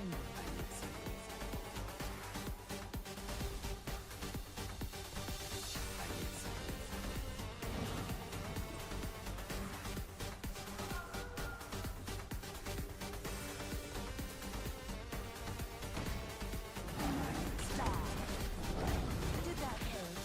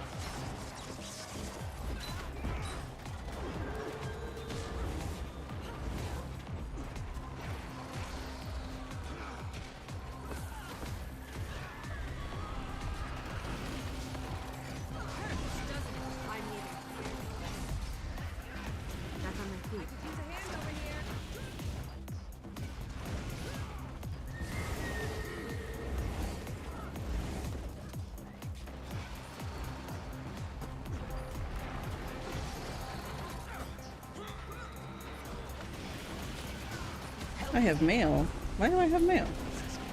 Uh-oh. Uh-oh.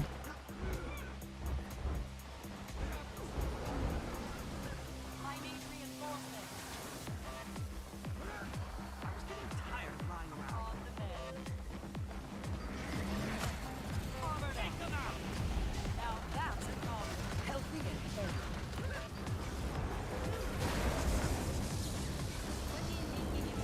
healthy. Oops. They're trying to reach you for your extended mount warranty? Probably.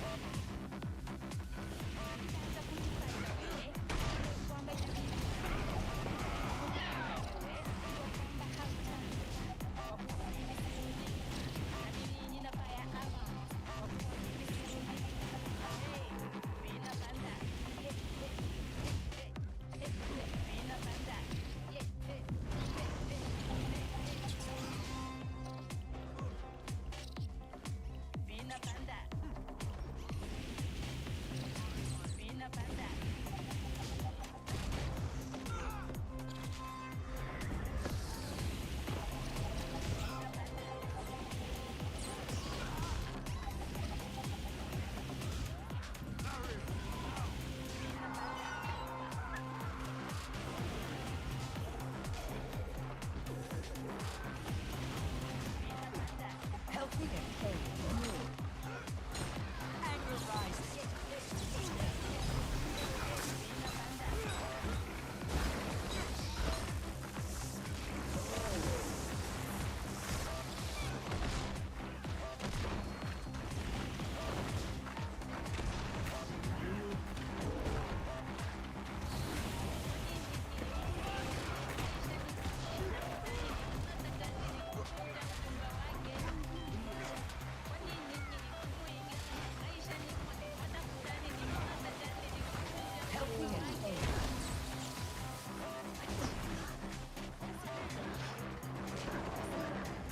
Anger rising. Lethal. Efficient. Excellent.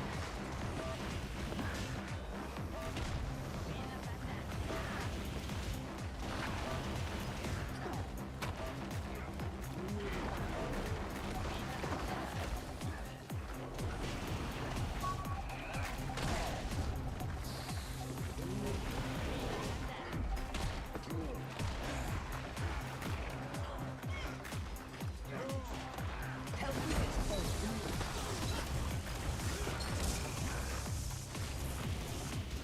I think once the pathing goes back to the center, I'll call it a night.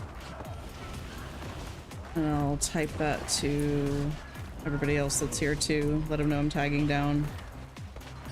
Yeah, for a movie? Ooh, yes! I would love to watch that. Oh, that movie is hilarious. Oh my goodness, Franklin, you can bellyache and moan all you like with all your caterwauling, but you're not going outside. It's not happening. You have a very important appointment tomorrow that we can't miss. Oh yeah. That's Doesn't matter. No, I'm not gonna believe your sweet little lies that you're just gonna go out really quick and then come right back. I know that's not true. You'll be out there all night and you won't come back in time for your appointment.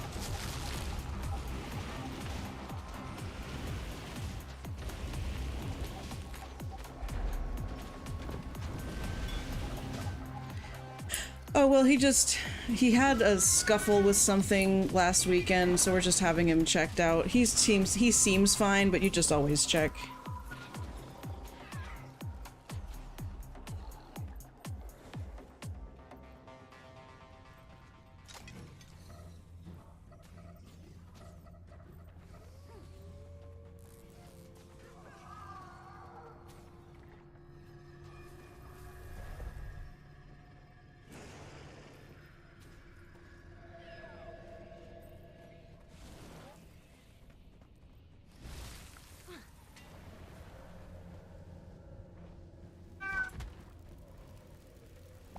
Oh my goodness. Oh my goodness. Oh my goodness.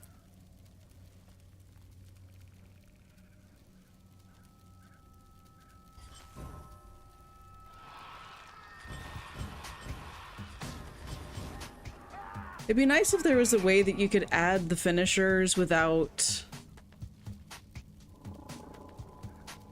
How I bring my cat to doctor. Step 1, unlock car. Step 2, open trunk. Step 3, wait. Oh my goodness, you're not wrong. That's my loot. The curiosity gets to them and they're like, what's this? What's in here?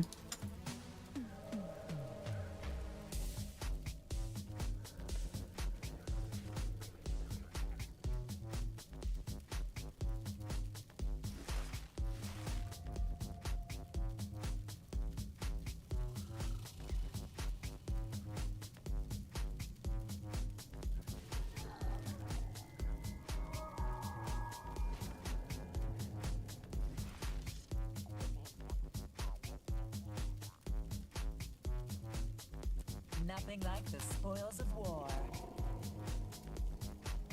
Now I shall break you.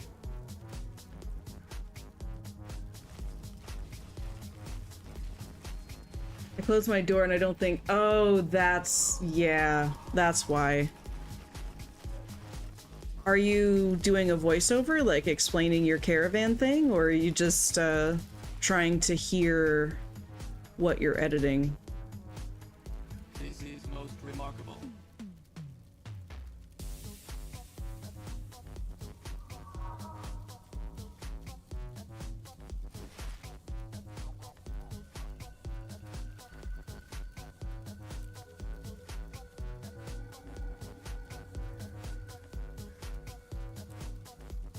Oh yeah, that's my loot. Why do you look so smug? I was just recounting my many feats, my triumphs, conquering gods, bringing Eluna to its meeting. Well, that got me a lot of bags. I have 1,500 trick-or-treat bags in the bank. And then I've got 1, 2, 3, 4, 5 more stacks. And then, you know, like 81 left over. That's pretty good.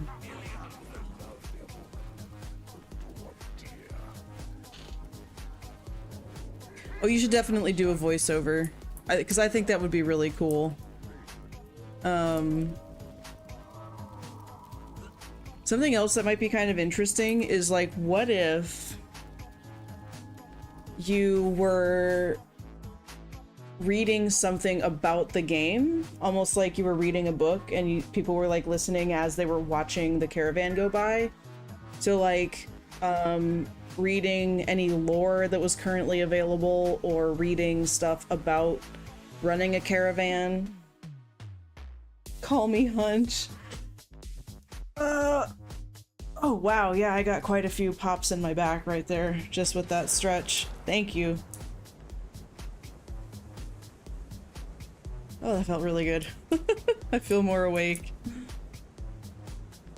All right.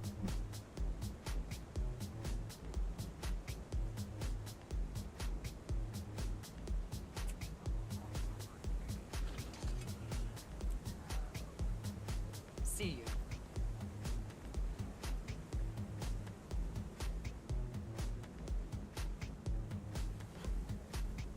I think you should see what I have and let me know. Yeah, absolutely. I'd love to.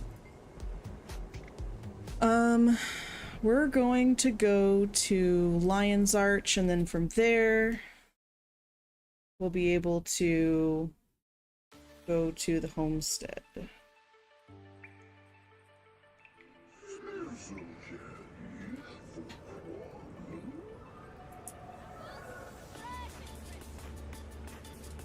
You cut it down to 57 minutes? What did it start at?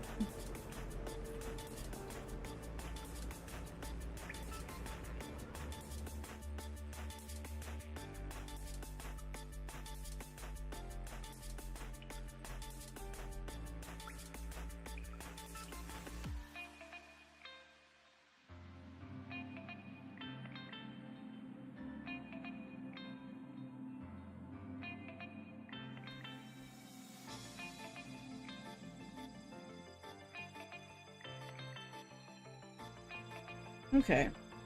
Let's find out if there's somebody else streaming Guild Wars. Maybe someone who's newer. 1 hour, 1 minute. I mean, every little bit counts, I think.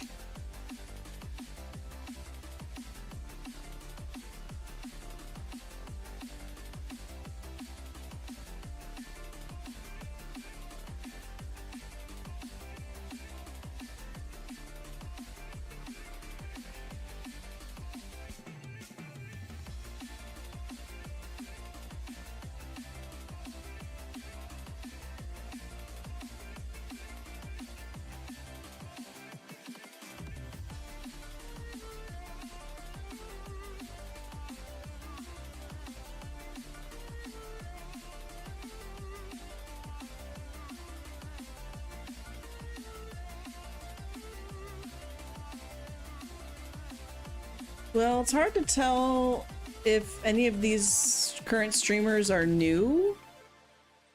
Doesn't look like they are.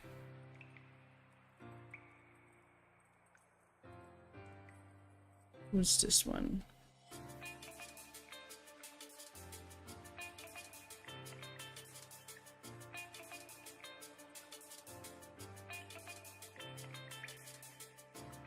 So there's someone named Rubus Cubus who's currently streaming. So let's do that. We're gonna raid Rubus Cubus. Looks like they're doing some fashion wars in Guild Wars 2.